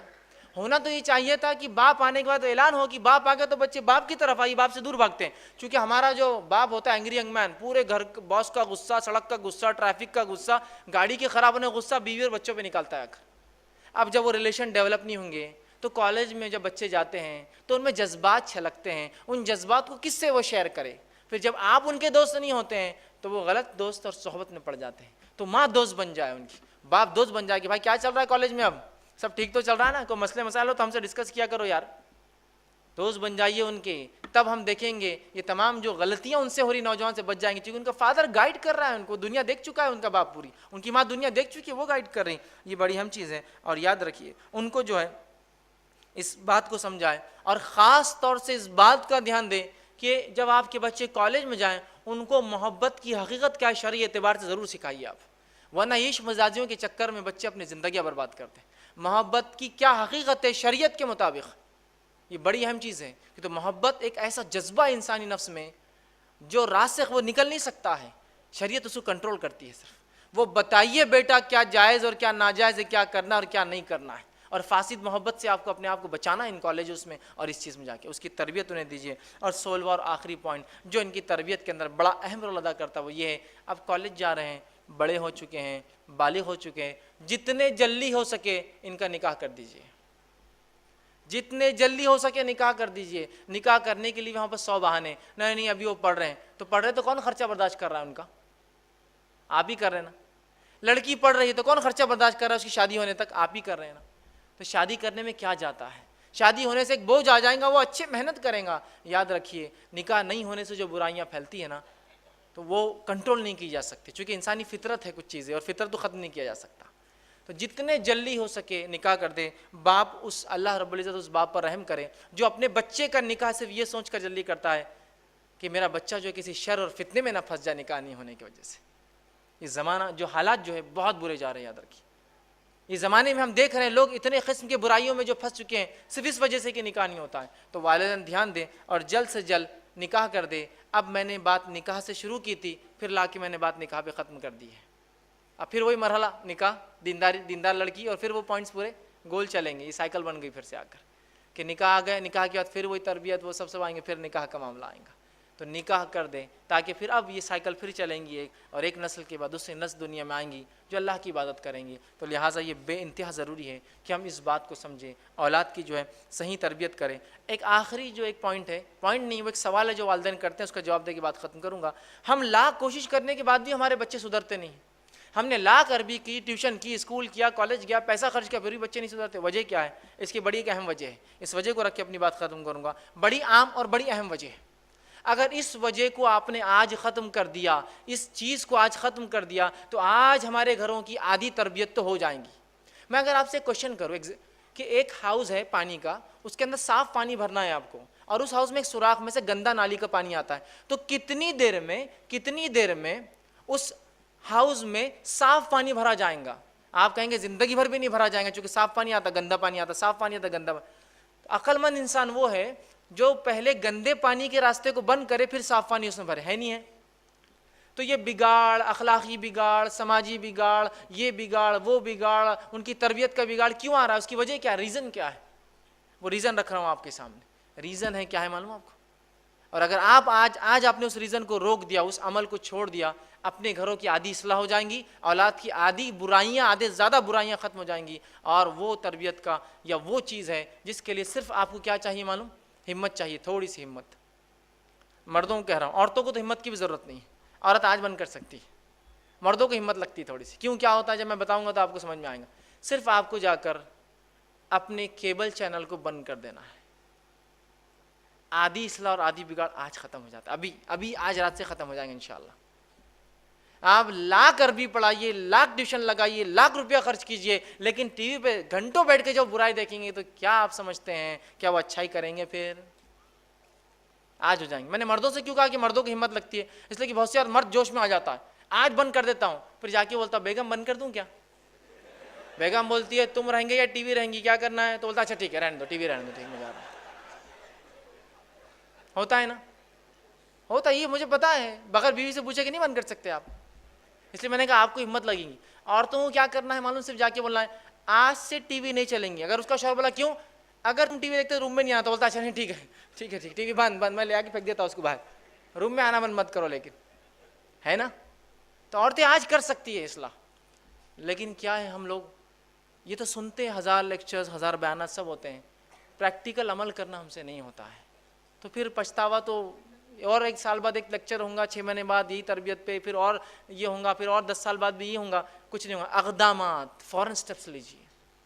سب سے پہلے ٹی وی بند کیجیے، یا پھر ٹی وی ویسے وہ ڈبہ حرام نہیں ہے، اس پہ جو آتا حرام حلال ہے، تو وہ ڈبہ شیطان ہے جس پہ آپ جو کیبل لگاتے ہیں، اس کو یا تو اسلام قبول کرائیے پہلے، پھر آپ صرف وہ چیزیں دکھائے وہ جو اسلامک ہو، کیبل کے ذریعے نہیں بلکہ الگ سے کوئی سورس کے ذریعے، ڈی وی ڈی ہے، اور کہ صرف اس پہ اسلامیات، ڈاکیومنٹریز یا ایجوکیشنل پروگرامز چلے، ورنہ یہ 10 سال اور 50 سال بھی اصلاح معاشرہ کی کوششیں کیجیے اولاد کی تربیت کے، نہیں ہو سکتی۔ یہاں بولیں گے بیٹے گالی نہیں دینا، وہاں ٹی وی پہ گالی سن رہا، بیٹے یہ جو ہے نا یہ ایسی چیزیں کرنا، لڑکیوں کو چھیڑنا برا ہے، وہاں لڑکیوں کو چھیڑتے ہوئے دیکھتا ہے، بیٹے فلاں کام برا ہے اور وہاں وہ سب ہوتا ہے، بیٹے کپڑے پورے پہنو ایسا بہائی ہے، وہاں بہائیوں کو دیکھتا ہے، بہائی عورتوں اور مردوں کو دیکھتا ہے۔ تو بہرحال اس کو روکے بغیر جو ہے حل نہیں یاد رکھی، تو لہٰذا یہ ایک سلوشن تھا۔ جو لوگ بار بار سوال کرتے ہیں کہ ہمارے بچوں کی اصلاح کیوں نہیں ہو پاتی، حالانکہ ہم سب کوشش کر رہے ہیں، آپ نے برائی کے دروازے بند نہیں کیے تو اچھائی کیسے داخل ہوں گی پھر؟ ٹھیک ہے، تو لہٰذا ٹی وی کو بند کیجیے، انشاءاللہ عزیز، پھر تربیت میں آسانی ہوں گی، وقت بھی آپ کو ملے گا بہت سارا، اور پھر اچھے سے جو ذمہ داری اللہ نے دے کر ہمیں بھیجا ہے اولاد کی پرورش اور اس کی تربیت، تاکہ یہ آخرت میں ہمارے نجات کا ذریعہ بنے، یہ ہمارے مرنے کے بعد ثواب جاریہ کا ذریعہ بنے، یہ اس کو ہم سکسیزفلی اس مشن کو ہم جو ہے کمپلیٹ کر پائے۔ آخر میں اپنی بات کو میں ختم کروں گا، اللہ رب العزت سے دعا ہے کہ اللہ سبحانہ تعالیٰ جو کچھ کہا سنا گیا اس پہ عمل کی توفیق عطا فرمائے، ہم تمام کے لیے اپنی اولاد تربیت میں آسانی عطا جو کرے، ہم تمام میں جو صفت اور خصلت اللہ چاہتا ہے وہ صفت اور خصلت پیدا کرنا ہمارے لیے آسان کرے، جب تک ہمیں زندہ رکھے، اسلام اور ایمان پر زندہ رکھے، خاتمہ ہمارا ایمان پر ہو۔ وآخر دعوانا ان الحمد للہ رب العالمین، سبحان ربک رب العزت عما یصفون وسلام علی المرسلین والحمد للہ رب العالمین۔ ماشاء اللہ، ہم نے ایک دلچسپ بیان سماعت فرمایا ہے، اور اب اس سے بھی دلچسپ سیشن شروع ہونے جا رہا ہے، وہ سوال و جواب کا دور ہے۔ سوال و جواب کا یہ سیشن شروع ہو اس سے پہلے میں کچھ پوائنٹ آپ کے سامنے رکھنا چاہتا ہوں۔ سوال کرنے والا یا والی اپنا نام اور پیشہ بتائے، اور جو بھی سوال پوچھے وہ مختصر اور عنوان کے مطابق ہونا چاہیے، اور ایک بار ایک ہی سوال کیا جائے، خصوصاً جو مائک سے سوال کیے جائیں گے۔ ہمارے پاس جینٹس میں 2 مائکس ہے، اور لیڈیز کے سوال چٹس میں لیے جائیں گے انشاءاللہ۔ تو جن کو بھی سوال کرنے اس عنوان کے مطابق مائک نمبر 1 اور مائک نمبر 2 پہ آ جائے، اور جو خواتین کے سوال کرنے ہیں وہ چٹ میں لکھ کر ہمارے والنٹیئر کو دے دے۔ جزاک اللہ۔ ٹھیک ہے، تو کوئی بھی سوال پوچھنا چاہتے ہو اس عنوان کے مطابق پہلے اپنا نام اور پیشہ بتائے، اور پھر مختصر سوال پوچھے فیض بھائی کو. مائک نمبر 1 سے کوئی ہو تو سوال کرے. السلام علیکم ورحمۃ اللہ وبرکاتہ. شیخ میرا نام اعجاز ہے اور میں ایک اسٹوڈنٹ ہوں. شیخ میرا سوال ہے کہ ایک بیٹا جو اپنے والدین کی ہر بات کو مانتا ہے, یعنی اپنے والدین کا فرما بردار ہے, اور اس کے والدین نے اس بیٹے کے لیے ایک لڑکی پسند کی شادی کے لیے, اور اس لڑکے کو وہ لڑکی پسند نہیں اور وہ کسی اور کو پسند کرتا ہے, تو کیا وہ لڑکا اپنی پسند کی شادی کر کے والدین کا فرما بردار ہوگا؟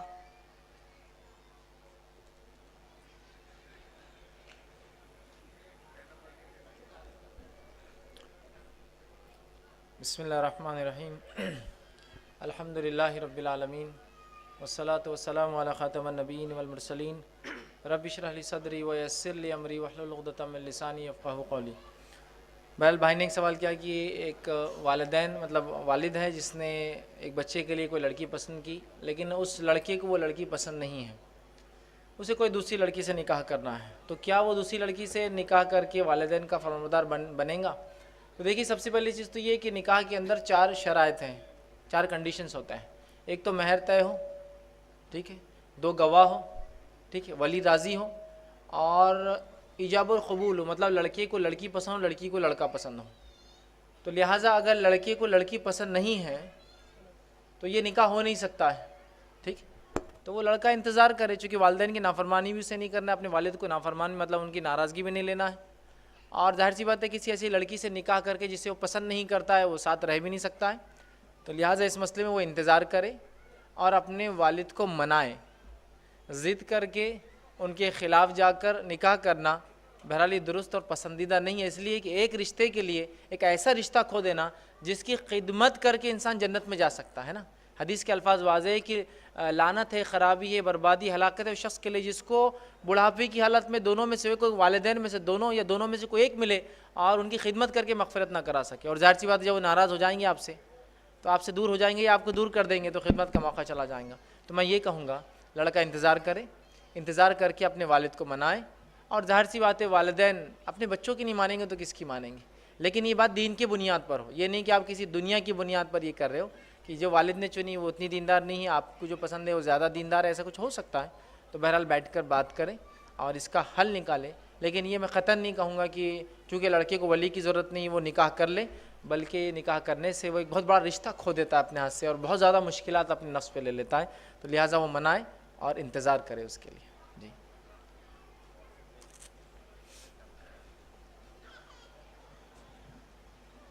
اگر کوئی مائک نمبر 2 پہ کوئی سوال کرنے والا ہو تو, اور اگر نہیں ہے تو پھر میں چیٹ میں سے سوال لے رہا ہوں خواتین کے شعبے سے. ہمارے شہر میں عالمہ کورس نہیں ہے اور ہمیں ہماری بیٹی کو عالمہ بنانا ہے, کیا ہم اسے دوسرے شہر میں بورڈنگ اسکول میں بھیج سکتے ہیں؟ بیٹی 8 سال کی عمر سے اوپر ہو تو.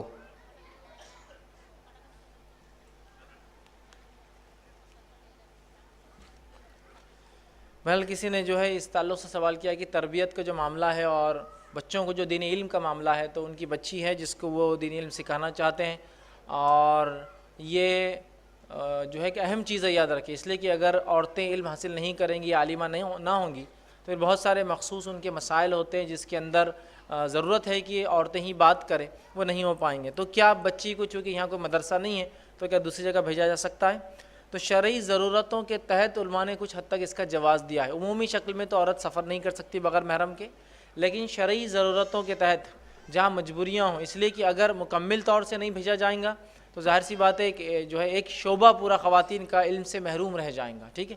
تو یہ مجبوریاں ہیں, لیکن اس سے پہلے میں اپیل کروں گا یہاں کے لوگوں سے کہ جو نہ الحمدللہ دنیا کے وسائل میں کمزور ہے, نہ معاشی فائنینشیل اکنامیکلی کوئی وسائل میں کمزور ہے کہ یہاں ایسے حالات ہے کہ مدرسہ چل نہیں سکتا, آپ کو چندہ کہیں سے جمع کر کے لانا ہے, الحمدللہ میں سمجھتا ہوں ایسے حالات بھی نہیں ہیں, تو کیوں نہ ہو کہ لوکلی لوگ ایسی کوشش کرے, اس لیے کہ جتنے بہتر انداز سے وہ بچیاں آ کر آپ کے اس ماحول میں جو گجراتی ماحول ہے اس کے اندر سیکھ پائیں گی اور اپنے گھر رہتے ہوئے سیکھ پائیں گی, اتنا وہ اس ہاسٹل میں رہ کر نہیں کر سکتی.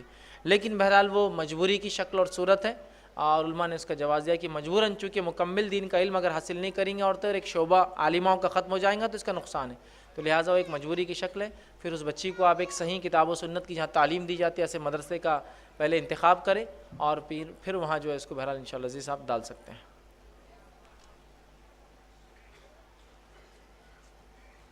ٹھیک ہے, مائک نمبر 1 سے کوئی سوال کرنا چاہتا ہے تو کرے, اپنا نام اور پیشہ ضرور بتائے. السلام علیکم, میرا نام بلال ہے اور میں ایک طالب علم ہوں. میرا سوال یہ ہے کہ جیسے آپ نے تقریر کے اندر کہا کہ اگر ایک بچہ بگڑتا ہے تو اس کا کریڈٹ اس کے اسباب مطلب اس کے والدین ہوتے ہیں. تو ایسا ہوتا ہے کہ ایک والدین جس کے 4 یا 5 بچے ہوتے ہیں, سب بگڑے ہوئے نہیں ہوتے ہیں, 2 اچھے ہیں یا 2 برے یا 3 اچھے ہیں 1 برے ہیں. تو جو ایک برا ہے اس کا مطلب اس کا ذمہ کس پہ نہیں, اس کا جو بھگتان ہے وہ کس پہ ہوگا جو ایک بگڑا ہوا ہے؟ بھائی نے ایک سوال کیا کہ والدین جو ہے بچوں کی تربیت کرتے ہیں اور اگر بچے 2 4 5 ہو جس میں سے کچھ بچے بگڑ جائے کچھ اچھے ہو تو وہ بچہ جو ایک بگڑتا ہے 2 بگڑتے ہیں اس کا جو ہے ذمہ دار کون ہوگا؟ دیکھیے والدین اگر بچوں کی صحیح تربیت کرتے ہیں جیسا اس کا حق ہے اور اس کے بعد اگر پورے بھی بچے بگڑ جاتے تو والدین پر کوئی اس کا وبال نہیں, اس لیے کہ انہوں نے اپنا کام کیا, ٹھیک ہے. لیکن اگر والدین کی تربیت نہ کرنے کے نتیجے میں ایسا ہوتا ہے تو پھر وہ گناہ گار ہوں گے سوائے اس کے کہ وہ اللہ سے توبہ کرے اور اللہ سے سچی معافی مانگے, اس لیے کہ اولاد جو ہے ایک نعمت ہے اور ایک ذمہ داری ہی یاد رکھے. تو لہٰذا اگر والدین نے اپنی کوشش کی اس کے بعد ہی بچہ بگڑتا ہے وہ اس کا اپنا مسئلہ ہے, لیکن اگر والدین کی کوشش نہ کرنے کی وجہ سے, اصلاح نہ کرنے کی وجہ سے, تربیت نہ کرنے کی وجہ سے, صحیح پرورش اور عادات اخلاق آداب نہ سکھانے کی وجہ سے ہوتا ہے تو پھر ان پر وبال ہے سوائے اس کے کہ پھر وہ اس کی اصلاح کرے. بچے سے کہے کہ ہم آپ کی تربیت نہیں کر پائے چھوٹے تھے, لیکن ہرگز اس کا مطلب یہ نہیں کہ اب آپ نہ سمجھو, اس کو سمجھایا جائے. بچوں سے میں یہ کہوں گا کہ بہت سارے بچے کیا کرتے ہیں, ہمارے والدین نے ہماری تربیت نہیں کی نہیں تو آج ہم ایسے ہوتے تھے. ٹھیک ہے, ان سے جو ہوا وہ ان کا مسئلہ ہے, لیکن آپ کو بھی جب آپ بالغ ہو گئے تو آپ سے اپنی پوچھ ہے, ٹھیک ہے. تو لہٰذا بچے بھی اس بات پر دھیان دیں کہ ہم بھی جو ہے کوشش کریں کہ اگر والدین نے نہ بھی کی ہو تو ہم خود اپنی تربیت کریں کہ ہم اچھے رہیں, اور اگر والدین کی نہ تربیت کرنے کی وجہ سے ہوں گا تو وہ گناہ گار والدین ہوں گے سوائے اس کے کہ وہ اللہ رب العزت سے توبہ کرے اس معاملے میں. ایک بچہ مطلب تربیت یافتہ نہیں بن سکتا ہے, یہ بات ممکن بھائی نے کہا یہ بات کیا ممکن ہے کہ والدین کی تربیت کے بعد ہی بچے بگڑ سکتے؟ بالکل ممکن ہے. نوح علیہ الصلوۃ والسلام نے کیا تربیت نہیں کی؟ 950 سال جس نبی نے پوری قوم کو دعوت دی یقیناً کی تھی, لیکن اس کے بعد بھی بچے بگڑ سکتے ہیں. گجراتی میں لکھا گیا ہے, انہوں نے بتایا کہ ٹی وی کیبل کی بدی تو ہم نکال لیں گے, پر موبائل اور انٹرنیٹ کے ذریعے جو کچھ ناپاکی آ رہی ہے معاشرے میں تو اس کا کیا علاج ہے؟ بہرحال بہن کی طرف سے ایک سوال آیا کہ ٹی وی اور کیبل تو بہرحال ہم نکال دیں گے, لیکن جو کیبل کی وجہ سے یا انٹرنیٹ کی وجہ سے یا دیگر چیزوں سے جو برائیاں آتی ہیں وہ کیسے کریں گے؟ تو دیکھیے سب سے پہلی چیز اس معاملے میں والدین کو میں ہمیشہ مشورہ دیتا ہوں یہ ہے کہ بچے بغیر والدین کے پرمیشن کے social networking website پہ اکاؤنٹس, ای میل اکاؤنٹس یا دوسرے یہ کام نہیں کر سکتے. یاد رکھیے والدین کو اس چیز میں سختی کرنا ہوگی کہ ان کا بچہ ان سے پوچھے بغیر فیس بک اکاؤنٹ نہیں بنا سکتا ہے, وہ واٹس ایپ نہیں یوز کر سکتا ہے, وہ ای میل نہیں کریٹ کر سکتا ہے. اگر یہ کھلی اجازت ہم اپنے بچوں کو دے دیں گے تو پھر اس کا وبال اور نقصان اتنا بڑا ہے کہ جن برائیوں کو کرنے کے لیے پہلے لوگ ہزاروں روپے خرچ کرتے تھے اور وہ پھر بھی میسر نہیں تھی, آج چند روپیوں کے ریچارج پر وہ برائیاں آسانی سے گھر بیٹھے ہوتی ہیں.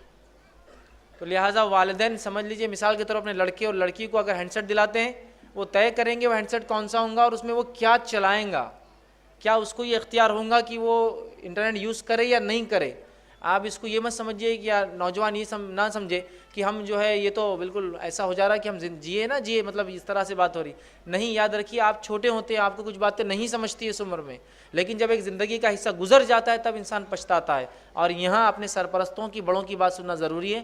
تو والدین گائیڈ کریں گے بچے کون سے ہینڈ سیٹ لیں گے, وہ کیا کس چیز کو یوز کریں گے, انٹرنیٹ ہوگا یا نہ ہوگا تو پھر ایسے اینٹی وائرس ہوں گے جو کچھ اسپیشل سائٹس کو یا کچھ چیزوں کو بلاک کرنے کے سسٹمز ہوتے ہیں, یا پیرنٹنگ جس کو بولتے ہیں پیرنٹل گائیڈنس, اس کے گائیڈنس جو ہوتا ہے وہ ہونا چاہیے.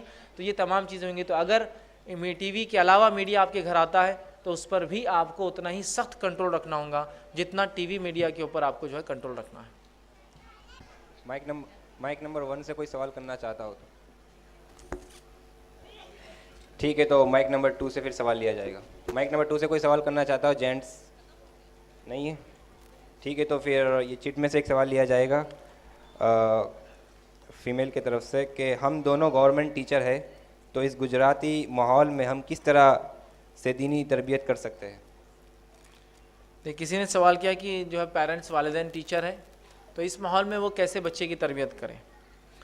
دیکھیے سب سے پہلی چیز تو یہ ہے کہ اسلام نے عورت کو جو ہے کمانے کا مکلف نہیں بنایا، وہ ارن نہیں کر سکتی.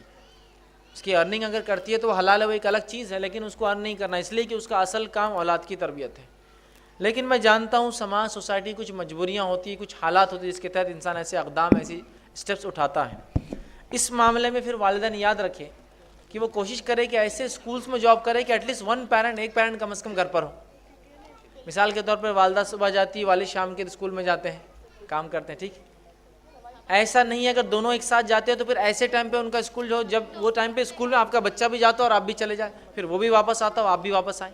ٹھیک، اس کے علاوہ اسکول کے علاوہ گھر کے لیے کچھ سلیبس باندھیں، یا پھر عربی کا یا مکتب کا کوئی نظم ہو جہاں جا کر بچہ آپ کے عربی کی جو ہے تعلیم حاصل کرے. ٹھیک، اس کے علاوہ کچھ ٹیچرس ہو سکتے ہیں جو پرائیویٹلی آ کے آپ کے بچے کو عربی کی تعلیم دیں، عربک اسٹڈیز کرائیں یا اسلامک اسٹڈیز پڑھائیں. تو بہرحال طریقے بہت سارے ہو سکتے ہیں. اصل چیز جو میں چاہتا ہوں یہ وہ جستجو جاگ جائے تو طریقے بہت ہیں.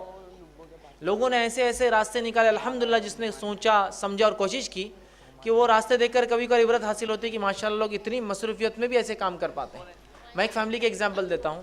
ہمارے شہر کی ایک فیملی تھی جنہوں نے یہ طے کیا کہ اپنے بچوں کو اللہ نے مال دولت سب دے رکھا تھا، اسلامک انٹرنیشنل اسکول میں پڑھائیں گے، مطلب بمبئی جا کر جو اپنے بچوں کو اس اسکول میں داخلہ دیں گے. اس اسکول کی شرائط میں سے ایک شرط یہ ہے کہ پیرنٹ میں سے کوئی ایک بمبئی میں رہنا ضروری ہے، تبھی اس اسکول میں ایڈمیشن دیتے ہیں. اس کام کے لیے الحمدللہ ان والدین نے یہ قربانی دی کہ ان کے اللہ نے مال دے رکھا تھا، لیکن بہت سے لوگوں کے پاس مال ہو کر بھی یہ کرتے نہیں. انہوں نے وہاں ایک گھر لیا بمبئی میں اور وہاں اپنی اہلیہ کو چھوڑا جو ان بچوں کے ساتھ رہتی تھی، اور ایک جو ہے اپنے رشتہ دار کو وہاں چھوڑا مردوں میں سے جو دیکھتا تھا، اور وہ بچے جا کے اسکول تک پڑھے، 5 سال وہ لوگ وہاں رہے. تو بولنے کا مقصد یہ ہے کہ ماحول کچھ بھی ہو سکتا ہے، جب جستجو اور کوشش والدین کرتے ہیں تو اللہ تعالیٰ بھی مدد کرتا ہے. تو لہٰذا وہ جستجو ہو، حالات بنتے جائیں گے، ماحول بنتا جائیں گا. تو لہٰذا اگر آپ پیرنٹ ہے اور ٹیچنگ میں یا مطلب پروفیشن میں کچھ کام کرتے ہیں تو آپ ٹائم نکال کر اپنے بچوں سے بات چیت کریں اور کوشش کریں جو وقت آپ باہر ہیں اسی وقت بچے کا بھی اسکول ہوتا ہے کہ وہ بھی جا کر آ جائے، اور بعد میں پھر کم از کم والد نہ صحیح والدہ تو واپس آ جائے تاکہ پھر وہ بچوں کے ساتھ رہیں اور باقی دن جو ہے ان کی جو ہے تربیت کر سکیں. ٹھیک ہے، مائک نمبر 1 سے کوئی سوال کرنا چاہتے ہو؟ اپنا نام اور پروفیشن پہلے بتائیں. السلام علیکم، میرا نام امتیاز خان ہے، میں الیکٹریشین ہوں. میرا سوال یہ ہے کہ جب بچہ پیدا ہوتا ہے تو ہم نے دیکھا اکثر کہ اذان اور تکبیر پڑھتے ہیں، تو کیا قرآن حدیث سے ثابت ہے یا نہیں ہے؟ جس طرح سے آپ نے بیان کیا کہ بھئی عقیقہ کرنا چاہیے، وہ ساری چیزیں ثابت ہے. تو ابھی تک میرے ذہن میں یہ بات نہیں آئی تھی کہ یہ ثابت ہے کہ نہیں ہے. اچھا، بھائی نے ایک سوال کیا کہ جب بچہ پیدا ہوتا ہے تو کان میں اذان دینے کے بارے میں اس معاملے میں کیا کیا جائے. تو بہرحال اس میں علماء کے بہت سارے اقوال ہیں. روایتوں کے اعتبار سے، حدیثوں کی جو سندیں ہوتی ہیں اس اعتبار سے علامہ ناصر الالبانی رحمہ اللہ نے اس روایت کو جو کان میں اذان دینے کی ایک کان میں اور دوسرے کان میں اقامت، وہ تو ضعیف قرار دیا. رہا وہ روایتیں جن کے اندر ایک کان میں اذان کا تذکرہ ہے، انہوں نے کہا ہے کہ یہ بھی ضعیف ہے. لیکن دیگر علماء نے، ٹھیک ہے، جو کہ سلف میں سے ہی ہے، انہوں نے یہ کہا کہ یہ قابل بحث ہے یہ روایت، کہ اسے بحث کی جا سکتی ہے. تو لہٰذا اس میں 2 قول ہے علماء کے، کچھ نے کہا دیا جا سکتا ہے، کچھ نے کہا نہیں دیا جا سکتا ہے. ٹھیک، تو لہٰذا جب کسی ایک مسئلے پر علماء کا اختلاف ہو جو کہ دونوں بھی جو ہے فریق جو ہے وہ صحیح العقیدہ ہو، تو لہٰذا امت کو اختیار ہے پھر وہ جو کرنا چاہے اس معاملے میں کرے. مائک نمبر 2 سے کوئی سوال کرنا چاہتے ہو تو نام اور پروفیشن پہلے بتائیں. السلام علیکم، میرا نام خالد شیخ ہے، ایڈوکیٹ ہوں میں. سوال میرا یہ ہے کہ شاید مجھے ایسا لگ رہا ہے کہ وقت کی کمی کی وجہ سے آپ نے پوائنٹ سارے جو لیے اس میں ایک مرد کا جو آپ نے 4th رینک پر جو رکھا، تو گجرات میں اور خاص طور پہ احمد آباد میں پلا بڑا ہوں تو یہاں یہ 4th رینک پر ہی سمجھتے ہیں، اور جو ذمہ داری ہے عورتوں پر ڈال کر مرد یہاں کے نکل جاتے ہیں. تو مجھے ایسا لگ رہا ہے کہ تھوڑا سا اس میں کلیریفیکیشن آنا چاہیے. خاص طور پہ آپ نے جو 3 نام لیے اس میں سے لقمان علیہ السلام کی تربیت کے بارے میں تھوڑی سی وہ جو آیتیں ہیں وہ اگر آ جاتی تو زیادہ اچھا رہتا، کیونکہ جو اسپیس دینا ہے عورت کو وہ مرد کے ہی دینا ہے، تو وہ اسپیس نہیں دیتا تو ٹھیک ہے، کوئی سوال اور ڈائریکٹ کیجیے. تو یہی سوال ہے کہ اس کو تھوڑا کلیریفیکیشن ہو جائے.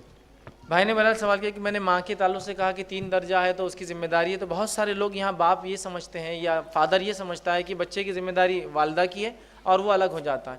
یاد رکھیے، میں نے صرف یہ بات اہمیت سمجھانے کو کی کہ اللہ نے عورتوں کو جو گھر میں رکھا، مطلب ان کو معاشی ذمہ داریوں سے، کمانے کی ذمہ داریوں سے الگ کیا، وہ اسی لیے کیا کہ انہیں اولاد کی تربیت کا ایک عظیم ذمہ، ایک عظیم فرائض کو انجام دینا ہے.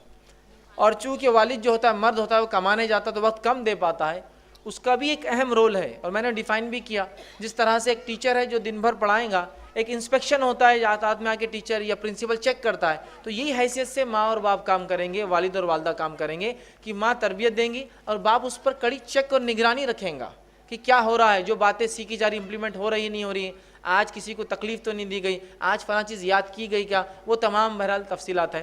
رہا معاملہ لقمان علیہ السلام کا جو بھائی نے کہا، تو بہرحال میں سمجھتا ہوں سورہ لقمان آپ اگر پڑھ کر وہ دیکھ لیں، چونکہ وقت نہیں ہے اتنا کہ وہ تمام تفصیلات ہم لیں، اور بس 10 منٹ ہمارے پاس اور ہے جس میں ہم کچھ اور سوالات لیں. تو بہرحال بہت آسانی سے سورہ لقمان سورہ نمبر 31 ہے، اس کی آیت نمبر 6 سے آگے آپ پڑھتے جائیے، وہ پورا واقعہ اور پوری تفصیلات انشاءاللہ عزیز آپ کو ملیں گی. لیکن ہرگز اس کا مطلب میرا یہ نہیں تھا بتانے کا کہ ماں کا 3 درجہ ہے تو بس وہی بیچاری کرتی رہے اور باپ کا کوئی رول نہیں ہے. باپ کا بھی ایک بہت بہت بہت بے انتہا اہم رول ہے، اور وہ یہ ہے کہ جو ماں سکھا رہی ہے بچے امپلیمنٹ کر رہے نہیں کر رہے، جب تک باپ سختی نہیں کرے گا بچے وہ نہیں کرتے ہیں. اسی لیے تو حدیث میں کہا کہ جب بچہ 7 سال کا ہو تو اس سے نماز کو لے جاؤ، باپ سے کہا، چونکہ یہ کام ماں نہیں کر سکتی. اور 10 سال کا ہو جائے تو ضرب لگاؤ، باپ سے کہا، چونکہ عموماً عورتوں کی بات جو ہے بچے ماں کی نہیں مانتے، ضد زیادہ کرتے ہیں، اور والد کی مان ذرا جلدی مان لیتے ہیں چونکہ ڈرتے ہیں. ٹھیک ہے، تو بہرحال تو باپ کا بھی ایک اہم کردار ہے، والد کا بھی ایک اہم کردار ہے، فادر کا بھی ایک اہم رول ہے. لیکن عام تربیت کے اعتبار سے وہ جو اس کی ماں جو ہے کریں گی، اور پھر فادر جو ہے والد جو آ کر اس پہ ایک چیک جیسا ہوتا ہے اس طرح سے جو ہے نظر رکھیں گا. جی مائک نمبر 3 سے کوئی بہن سوال کرنا چاہتی ہو تو سوال کر سکتے ہیں. اپنا نام اور پروفیشن بتائیں. السلام علیکم، میرا نام سمرین بانو ہے اور میں 8ویں کक्षा میں پڑھتی ہوں. اور میرا سوال یہ ہے کہ ایک شوہر ایک بیوی کو اگر پردیس سے نوٹس کے دوارا وکیل کے پاس طلاق نامہ بھیجتا ہے تو کیا ان کی طلاق ہو سکتی ہے؟ بہرحال بہتر ہو اگر شرعی مسائل لوگ نہ پوچھیں، چونکہ اس کے لیے اور بھی وقت ملیں گا اولاد کی تربیت. تو بس مختصر کہتا ہوں، اگر وہ اس طرح بھی بھیجتا ہے تو طلاق ہو جاتی ہے.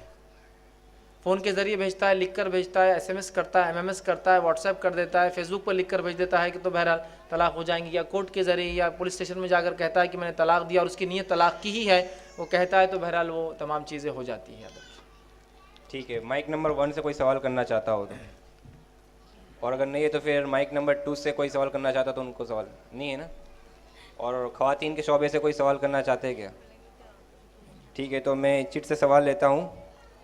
اولاد کی پیدائش کے ٹائم پہ اگر جو ڈاکٹر میل ہو تو کیا کرے؟ بہرحال پھر یہ سب شرعی بہرحال یا فقہی مسائل ہیں. دیکھیے، مجبوری الگ چیز ہوتی ہے. عام حالت میں کسی ایسے ڈاکٹر کے پاس جانا جو میل ہو، گائنک، جہاں تو بہرحال درست نہیں، شرعاً اس کی اجازت نہیں دی جا سکتی. جو مجبوریاں ہیں وہ ایک الگ چیز ہے. انسانی جان کا اگر جانے کا مسئلہ ہو اور مجبوری کے تحت وہاں جائے ایک میل ڈاکٹر کے پاس گائنک اولاد کی پیدائش کے لیے، تو یہ مجبوری ہے. مجبوری کے علاوہ اس کی اجازت نہیں دی جائیں گی. اس کی ترجیح پریفرنس طریقہ کار یہ، پہلے مسلم لیڈی ڈاکٹر نہ ہونے کی شکل میں جو ہے نان مسلم لیڈی ڈاکٹر، غیر مسلم عورت ڈاکٹر، وہ نہ ہونے کی شکل میں مسلم میل ڈاکٹر، مسلم مرد ڈاکٹر، اور وہ نہ ہونے کی شکل میں غیر مسلم میل ڈاکٹر، مطلب غیر مسلم مرد. یہ ہو سکتا ہے چونکہ یہاں جان کا مسئلہ ہوتا ہے. ترجیحات ایسی ہے، لیکن تو وہ مجبوری کی اگر کیفیت ہے تو ایک الگ بات ہے. عام اعتبار سے اس کی اجازت بالکل نہیں دی جائیں گی. مائک نمبر 1 سے کوئی سوال کرنا چاہتے ہو تو نام اور پروفیشن پہلے بتائیں پھر سوال کیجیے. میرا نام امرت ہے اور میں ناٹیہ کلاکار ہوں.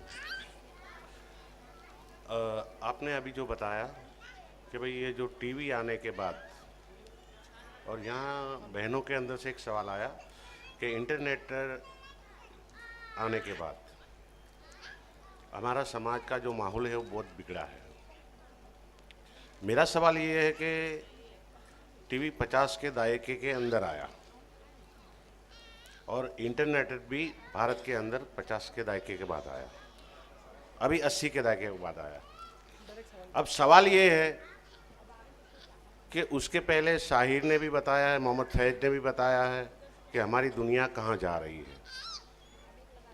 میرا سوال یہ ہے، تو ٹی وی مین ذمہ دار نہیں ہے، انٹرنیٹ مین ذمہ دار نہیں ہے، تو کون سی چیز ہے ذمہ دار؟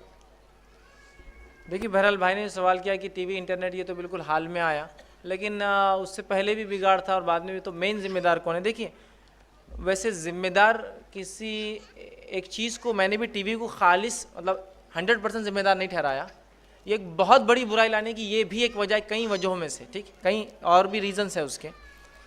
اور کیا مین وجہ ہے, یہ ہر زمانے حالات کے اعتبار سے وجہ بدلتی جاتی ہے. یاد رکھیے کئی جگہ والدین کی لاپرواہی وجہ بنتی ہے, کئی بار والدین کو پتہ ہی نہیں ہوتا کیا کرنا, یہ وجہ بنتی ہے اولاد کے بگڑنے کی. کئی بار والدین تربیت دیتے ہیں لیکن وہ نظر نہیں رکھتے کہ باہر بچے جا کے کیا کرتے ہیں, وہ بگاڑ کی وجہ بنتی ہے. تو لہٰذا کوئی ایک چیز میں بلیم نہیں کر رہا تھا, میں بتانا یہ چاہ رہا تھا کہ یہ ایک بہت بڑی وجہ ہے کئی وجہوں میں سے, اور ہر سماج کے اعتبار سے یہ لسٹ بدلتی جائیں گی کہ کیا کیا ریزنس ہیں اور کیوں بچے بگڑے. اور صرف سماج نہیں بلکہ کچھ جگہ تو فیملی کے سسٹم سے ہی بدلتا ہے کہ کیوں بچے ہمارے بگڑ رہے ہیں. تو لہٰذا کوئی ایک فکس کرائٹیریا دینا میرے لیے ممکن نہیں ہے کہ کیوں ہوتا ہے, لیکن ہر سماج میں عمومی طور سے ٹی وی دیکھا جا رہا ہے, ایک بہت بڑا سورس ہے, اور انٹرنیٹ دیکھا جا رہا ہے بہت بڑا سورس ہے. اور اس سے پہلے بھی کچھ چیزیں تھیں جب ٹی وی انٹرنیٹ نہیں تھا, وہ میڈیا تھا, پرنٹ میڈیا تھا, میگزین میڈیا تھا, ناول میڈیا تھا, الگ الگ دور میں بہرحال رہا ہے. تو کوئی ایک چیز نہیں, تو کیا وجہ میں ایسے سچ کوئی ایک لائن میں نہیں بتا سکتا ہوں, وہ ڈیپینڈ ہے کوئی سماج اور ماحول میں کیا برائیاں پائی جا رہی ہیں, اس کی وجہ سے وہ وجہ بن سکتی ہیں. ٹھیک ہے, بعد میں سوال کر سکتے ہیں. مائک نمبر 2 سے کوئی سوال ہو تو کرے, اور خواتین کے شعبے سے کوئی سوال کرنا چاہتا ہو. ٹھیک ہے, مائک نمبر 2 سے سوال لیا جائے گا انشاءاللہ. السلام علیکم. کپڑے کا بزنس ہے اور میرا نام فیروز بھائی. ہم بالغ بچوں کا نابالغ بچوں کا نکاح کس طرح کر سکتے ہیں, اور قانونی حساب سے ہم کریں گے تو کس طرح سے کریں گے؟ دیکھیے نکاح کے تعلق سے جو میں نے کہا کہ نکاح کرنا چاہیے, جلدی نکاح کرنا چاہیے, تو نابالغ بچوں کا قانونی اعتبار سے بہرحال کیسے ہم نکاح کریں گے, یا بالغ بچوں کا کیسے, تو بہرحال دیکھیے نکاح کے لیے جلدی کرنا چاہیے بات ہے, اور شرعی اعتبار سے اگر بچے بالغ ہو جاتے تو ان کا نکاح کیا جا سکتا ہے. اور اس میں یہ بھی ایک شکل ہے کہ نکاح بالغ ہونے کے بعد کر دیا جائے, ودائیگی کے لیے کچھ انتظار کیا جائے. بہت سی بار لوگ رسم کرتے ہیں اور کئی سالوں تک جو ہے انتظار کراتے ہیں, رسم درست چیز نہیں ہے, اس سے بہتر ہے نکاح کرا دے, ودائیگیاں بعد میں کرائیں, ٹھیک ہے. اور رہا معاملہ قانونی پیچیدگیوں کا, تو عموماً قانون چیک نہیں کرتا ہے کہ جب نکاح ہو رہا تو کس کی عمر کتنی ہے, سوائے اس کی جب تک کوئی کمپلین نہ ہو اس کے خلاف. سمجھے آپ بات کو؟ تو لہٰذا جب تک کوئی کمپلین نہیں ہے تو اس کا کوئی ایشوز اور یہ میٹر سامنے آتے بھی نہیں, کھڑے بھی نہیں ہوتے. تو اسلامی اعتبار سے اگر بچے اور بچیاں بالغ ہو جائے تو نکاح کر سکتے ہیں. غیر بالغ بھی ہو تو نکاح کیا جا سکتا ہے, بالغ ہونے کے بعد ودائیگی ہو سکتی ہے, ٹھیک ہے. اور رہا معاملہ قانونی اعتبار سے تو اس کی عمر 21 سال 18 سال ہے. مسلم لڑکی کے لیے سپریم کورٹ نے عمر کو تھوڑا سا کم کیا اور کہا 15 سال میں بھی ہو جائے تو بہرحال یہ درست ہوگا. تو بہرحال 15 سال کی لڑکی ہو سکتی ہے, 21 سال کا لڑکا, لیکن بہرحال ہم بھی جانتے ہیں کوئی گورنمنٹ کا چیک نہیں ہوتا ہے, کوئی آ کر دیکھتا نہیں ہے, کوئی آ کر پوچھتا نہیں ہے جب تک کہ کوئی کمپلین نہیں کرتا. تو لہٰذا اس میں کوئی حرج نہیں, آپ آرام سے اطمینان سے کر سکتے ہیں. شرعی اعتبار سے بالغ ہونا ہے, اور اگر غیر بالغ بھی ہو تو نکاح کر دے, بالغ ہونے کے بعد ان کی جو ہے ودائیگی ہو سکتی ہے. ٹھیک ہے, عورتوں کے شعبے میں سے کوئی سوال ہو تو نہیں ہے, تو پھر چٹ میں سے سوال لیا جائے گا. ناجم اے شیخ کی طرف سے سوال ہے. السلام علیکم. ہمارا لڑکا یا لڑکی کانوینٹ اسکول یعنی انگریزی میڈیم میں جاتا ہو تو اس کی تربیت میں ہمیں کیا دھیان رکھنا چاہیے؟ دیکھیے ایک بہت اچھا سوال آیا کہ ایجوکیشن میں اگر کانوینٹ اسکول میں ہمارے بچے جاتے ہیں تو کس چیز کا دھیان دیں. سب سے پہلی چیز تو یاد رکھیے, میں یہ کہوں گا آپ سے کہ اگر آپ کے پاس اسلامک اسکول نہیں ہے, یا ایسے اسکول جو مسلم سوسائٹیز جو دینیات کی بنیاد پر رن کرتی ہے نہیں ہے, تو آپ کو سیکولر اسکول میں ڈالیں اپنے بچوں کو, جہاں کسی مذہب کی چھاپ اور لیبل نہ ہو. کانوینٹ کیا ہوتا ہے میں آپ کو بتا دیتا ہوں. کانوینٹ سسٹم آف ایجوکیشن اس کو بولتے ہیں کہ چرچ نے, کیتھولک چرچ نے اجازت دی عیسائیوں کو کہ جو عیسائی مدرسے ہوتے تھے ان مدرسوں میں غیر عیسائیوں کو تعلیم کا اختیار دیا جائے. ایک لا پاس کیا.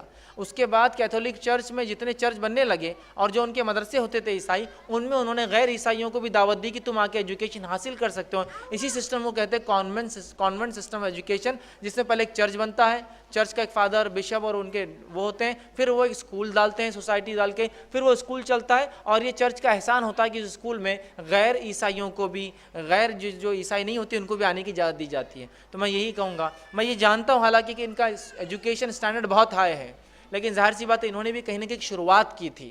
تو اسی طرح اگر مسلمان بھی ایک شروعات کرتے ہیں, ہو سکتا ہے آج اسلامک اسکولس بہت آپ کو ایجوکیشن میں اتنے زیادہ ایڈوانس نہ دکھے, یا جو ہے اسٹینڈرڈ آف ایجوکیشن اتنا زیادہ نہ سمجھ میں آئے, لیکن کہیں نہ کہیں ایک شروعات تو کرنا ہوگی. یاد رکھیے اب رہا جب تک نہیں ہے ہم نے ڈال دیا, اب کیا کریں, تو پہلے تو اوائڈ کریں. اگر اوائڈ کرنا چارہ نہیں ہے, حل ہی نہیں, اس کے علاوہ کوئی ایجوکیشن ہی نہیں ہے, تو پھر یہ کہ بچوں کو اسلامی عقیدہ ان کا بڑا مضبوط کرے, خاص طور سے جہاں عیسائی چوٹ اور ضرب دیتے ہیں ہمارے عقیدے پر، وہاں یہ بات کہیں. یہ تو ایک کانوینٹ اسکول کا ایک واقعہ ایک صاحب نے مجھے سنایا تھا بنگلور کے پاس، کہ وہ ایسا کرتے تھے کہ چھوٹے چھوٹے بچوں کو کبھی گاڑی میں گھمانے لے جاتے، بس میں لے جاتے، جب بس خراب ہو جاتی تو بس کو روک دیتے. بس کو روکنے کے بعد وہ بولتے کہ ایسا مسلمان عیسائی ہندو سب بچے ہوتے ہیں، تو پھر ان بچوں کو بولتے کہ چلو اب اپنے اپنے بھگوان سے دعا کرو بس چالو ہونے کے لیے، جبکہ بس خاص طور سے بند کی جاتی. پھر سارے بچے دعا کرتے، کوئی کہتا اللہ بس کو چالو کر دے، گنیش بس کو چالو کر دے، فلاں کر دے، سب کرتے ہیں. پھر وہ بولتے دیکھو بس چالو نہیں ہوئی. اس کے بعد وہ سب سے کہتے کہ چلو اب عیسیٰ کے نام سے کرو بس چالو نہیں کا، اور جب وہ کہتے عیسیٰ چالو کرتے بس کو وہ چالو کر دیتے اور کہتے دیکھو. تو بچے ایک ذہنی طور سے ایسا، ارے ہم اللہ سے مانگے نہیں ملا، ہم نے بھگوان فلاں سے مانگا، گنیش سے مانگا، فلاں سے نہیں ملا، اور دیکھو جیزس کے نام سے بولا اور گاڑی چالو ہو گئی. یا اسی طرح جو ہے بچوں کو چاکلیٹس دیتے ہیں کہ دیکھو آپ مانگو جیزس سے چاکلیٹ، آپ کو چاکلیٹ مل جائیں گے. وہ جیزس کا نام لیتے ہیں یا عیسیٰ علیہ السلام کا نام لیتے ہیں اور چاکلیٹ اوپر سے پھینک دیا جاتا ہے. اس سے ہوتا یہ کہ ان چھوٹے چھوٹے بچوں کے ذہن پہ بہت زبردست ضرب پڑتی ہے، ایک مار لگتی ہے، چوٹ لگتی ہے اسلامی عقیدے پر، اور وہ قائل ہونا شروع ہو جاتے ہیں. تو پھر اس بات کا پھر آپ دھیان رکھیں کہ اپنے بچے کو اسلامی عقیدے میں مضبوط بنائیں. اگر یہ آپ کی مجبوری ہے کہ اسلامی عقیدہ کیا ہے، اور خاص طور سے عیسیٰ علیہ السلام کے تعلق سے ہمارا کیا عقیدہ ہے، وہ اس کو سکھائیں تاکہ وہ اس برائی میں جا کر بھی انشاءاللہ عزیز اس سے متاثر نہ ہو. ایک نمبر 1 سے کوئی سوال کرنا ہو تو نہیں ہے؟ مائک نمبر اور خواتین کے صوبے سے کوئی سوال کرنا نہیں ہے نا؟ ٹھیک ہے، تو یہ چٹ سے سوال لیا جائے گا کہ لڑکی اور لڑکا شادی کے لیے تیار ہے پر گھر والے راضی نہیں تو شادی کرنا چاہیے یا نہیں؟ ہاں آ گیا، بیچ میں جواب آ گیا. بہرحال کسی نے سوال کیا کہ لڑکا اور لڑکی اگر راضی ہیں تو کیا یہ نکاح ہو سکتا ہے؟ بہت اچھا سوال ہے، بہت سی بار نوجوان کر لیتے ہیں اور بعد میں پچھتاتے ہیں. دیکھیے، لڑکی کے نکاح کے اندر 4 شرائط ہیں. سب سے پہلی کنڈیشن ولی کا راضی ہونا، اور لڑکی کا ولی اس کا فادر، اس کا والد، اس کا باپ ہوتا ہے. وہ نہ ہونے کی شکل میں یا پھر کافر ہونے کی شکل میں ولایت ٹرانسفر ہوتی ہے، ایک الگ چیز. لیکن ہر حالت میں لڑکی کا ولی ہوتا ہے، حتیٰ کہ نو مسلمہ بھی ہوں گی تو اس کا ایک ولی ہوگا، کسی جماعت کا یا مسلم سماج کا ایک اونچا اور ذمہ دار انسان اس کا ولی بنے گا. تو لڑکی کے لیے سب سے پہلے ولی ہونا. تو اگر ایک لڑکا نکاح کے لیے راضی بھی ہے، لڑکے کو ولایت کی ضرورت نہیں ہے، لیکن لڑکی بغیر ولی کے نکاح نہیں کر سکتی، لہٰذا ایسا نکاح جس میں کوئی خاتون بغیر اپنے ولی کی اجازت کے کر لیتی ہے وہ ویلڈ نہیں ہے. آپ صلی اللہ علیہ وسلم نے فرمایا وہ جو ہے زنا ہے، وہ عمل زنا ہے، یا وہ عورت زانیہ. پوچھا گیا کون؟ تو کہا جو ولی کی اجازت کے بغیر نکاح کرے. یا ایک روایت نے فرمایا کوئی عورت کی ولی نہ بنے اور کوئی عورت بغیر ولی کے نکاح نہ کرے، اس لیے کہ یہ عمل جو ہے پھر شریعت میں زنا ہے، یاد رکھیے. تو لہٰذا ایک لڑکا اور ایک لڑکی بغیر جو ہے مطلب سماج سے وہ ہو کر اپنے والد سے بھاگ کر وہ لڑکی نکاح نہیں کر سکتی. لڑکا اگر نکاح کر رہا ہے اس طرح سے کہ لڑکی کا ولی راضی ہے اور لڑکے کا ولی نہ بھی راضی ہو تو ٹھیک ہے، لیکن اس کا میں نے جواب پہلے دے دیا، والدین کو ناراض کرنے سے کیا ہوگا. لیکن لڑکی کا تو نکاح ہوتا ہی نہیں ہے بغیر ولی کی اجازت کے، ہوتا ہی نہیں ہے. سمجھ رہے ہیں بات کو؟ تو لہٰذا ایسا نکاح انویلڈ ہے، غلط ہے، باطل ہے، اور یہ عمل زنا میں شمار ہوگا. کہ مائک نمبر 1 سے کوئی سوال کرنا ہوگا ہے کوئی؟ السلام علیکم. میرا نام صدیق اللہ فاروقی ہے and I am a B tech graduate. I am working as a Spanish language. میرا سوال یہ ہے کہ عموماً طور پہ ہمارے یہاں پہلے منگنی کی جاتی ہے، انگیجمنٹ ہوتا ہے، اور یہ دیکھا گیا ہے کہ انگیجمنٹ کے بعد لڑکا لڑکی والے کو وہاں جاتا ہے اور لڑکی کو لے کے نکل جاتا ہے، گھومنے کے لیے نکلتا ہے، کوئی بھی ریزن دیتا ہے اور باہر جاتا ہے. یہ کس حد تک صحیح ہے اور اس کی کیا کانسیکوینسز ہو سکتے ہیں؟ بھائی نے ایک اچھا سوال کیا کہ لڑکی کا اگر رشتہ طے ہو جائے، لڑکے کا جس کو منگنی بولتے ہیں عام زبان میں، رشتہ طے ہونا رسم کرتے ہیں مختلف، اگر صرف رشتہ طے ہوا ہے اور نکاح نہیں ہوا ہے تو یاد رکھیے بہت سی بار یہ سمجھا جاتا ہے کہ رشتہ طے ہونے سے شادی طے ہے، لہٰذا وہ دونوں ایک دوسرے کے لیے جو ہے محرم ہو جاتے ہیں، اور پھر وہ لڑکی سے بات کرتا ہے. کبھی کبھار تو 2 فون لے جاتے ہیں، 2 فری والے، ادھر بھی چالو ہے ادھر بھی چالو ہے، رات ادھر باتیں چل رہی ہے. پھر کبھی جیسا بھائی نے کہا گھومنے بھی جاتے ہیں ساتھ، پیرنٹس بھی بولتے ہیں رشتہ تو طے ہو گیا نا. یاد رکھیے جب تک نکاح نہیں ہوتا ہے وہ لڑکی اس کے لیے غیر محرم ہے، اور اگر وہ ساتھ گھومتے ہیں تو ایک حرام کام کر رہے ہیں. یاد رکھیے وہ جائز نہیں ہے کسی بھی حال میں. یہ الگ بات ہے کہ سوسائٹی نے اپنے آپ کو، مسلم سماج اپنے آپ کو بڑا ماڈرن بتانے کے چکر میں غیر مسلم رواجوں کو رکھ لیا ہے. اور ریزن کیا دیا تھا معلوم؟ ایک مسلم صاحب مجھ سے کہنے لگے ارے یہ جو منگنی ہوتی ہے اس کا لڑکا لڑکی گھومتے اس کے پیچھے حکمت ہے. میں نے کہا اب حکمت تو آپ ہی سمجھا سکتے ہیں, ہم تو نہیں سمجھ پائے, شریعت بھی نہیں سمجھ پائی. حکمت یہ ہے بولے کہ لڑکا لڑکی ایک دوسرے کو سمجھ لے. کیا لڑکا لڑکی ایک دوسرے کو سمجھ لے. میں نے کہا یوروپ میں اور امریکہ میں شادی سے پہلے 10 بچے ہونے کے بعد بھی شادی ہوتی ٹوٹ جاتی, اتنا سمجھنے کے بعد بھی ٹوٹ جاتی شادیاں. بچے شادی سے پہلے 2 ہو گئے, پھر شادی ہوتی ہے اور ٹوٹ جاتی ہے. اب اتنا سمجھنے کے بعد بھی جب نہیں میچ ہو رہا ہے تو اس کا مطلب یہ ہے کہ وہ اللہ تعالیٰ ہے جو معاملے کو جمع دیتا ہے. وہ ہم نہیں ہو کہ میچ کریں گے, گھر میں رہے تو یہ ہوگا, لڑکے سے گھومے تو ایک دوسرے کے خیالات معلوم ہوں گے, ایسا کچھ بھی نہیں ہے. جب انسان دین کے لیے کام کرتا ہے تو اللہ تعالیٰ ہر چیز کو میچ کرا دیتا ہے اور ہر کام کو آسان کر دیتا ہے. تو لہٰذا منگنی کے بعد لڑکی یا منگیتر محرم نہیں ہوتی, ٹھیک ہے, سوٹر یا فیانسی اس کی محرم نہیں ہوتی. تو بات کرنا, ساتھ گھومنا, میل جول کرنا, یہ تمام چیزیں شریعتاً جائز نہیں ہوں گی اور یہ سخت ترین گناہ ہے اور یہ حرام ہے. اور بہت سارے کانسیکوینسز اس کے ایسے آئے کہ لڑکا لڑکی ساتھ گھوم لیے, سب کچھ ہو گیا, سب میں اعلان ہو گیا اور بعد میں رشتہ ٹوٹ گیا. اگلی بار اس لڑکی کو دوسرا رشتہ ہی نہیں آ رہا ہے. پھر سمجھ رہے آپ اس کا اسلامی حل کیا ہے؟ پھر کہ بس طے کر کے بھی رکھ دینا ہے. اسلامی حل یہ ہے رشتہ طے کیجئے اور نکاح پڑھا دیجئے. آپ گھومیں پھرے آئے جائے کیا کرنا ہے کرے. اس کے بعد وداعگی کی کوئی ایک تاریخ طے کیجئے, اس پر وداعگی ہو جائیں گی, معاملہ ختم ہو, اس کے بعد ولیمے کی دعوت ہو جائیں گی. سمجھ رہے ہیں بات کو؟ لیکن یہ صرف رسم طے کر کے, رشتہ طے کر کے یہ محرم سمجھنا شریعتاً جائز نہیں ہے. یاد رکھیے. مائک نمبر 3 سے کوئی سوال کرنا چاہتے ہو تو خواتین کے صحبت نہیں ہے نا, تو چٹ سے سوال لیا جائے گا. اسلم سید نے سوال کیا ہے, وہ بزنس کر سے ہے. انہوں نے کہا ہے کہ بچوں میں کون سے کھیل کی اجازت دی جائے گی اور کون سے کھیل حرام نہیں ہے وہ ہے.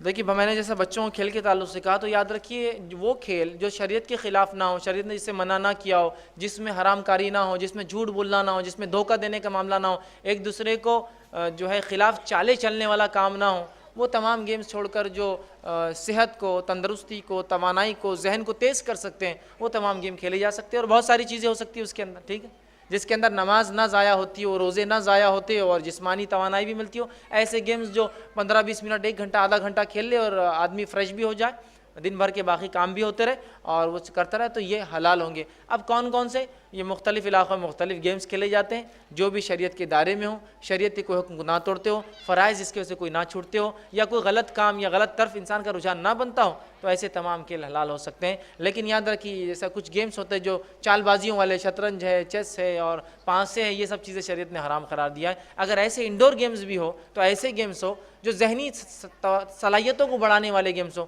جیسے کہ قرآن کے سوالات والا کوئی گیم, احادیث کے سوالات کی, یہ حدیث کہاں, یہ حدیث کا کیا معنی ہے, اس حدیث کی روایت کیا ہے, یہ بات قرآن میں کہاں یہ ہے, یا یہ قول کس کا ہے. اس طرح کی گیمز الحمدللہ موجود ہیں.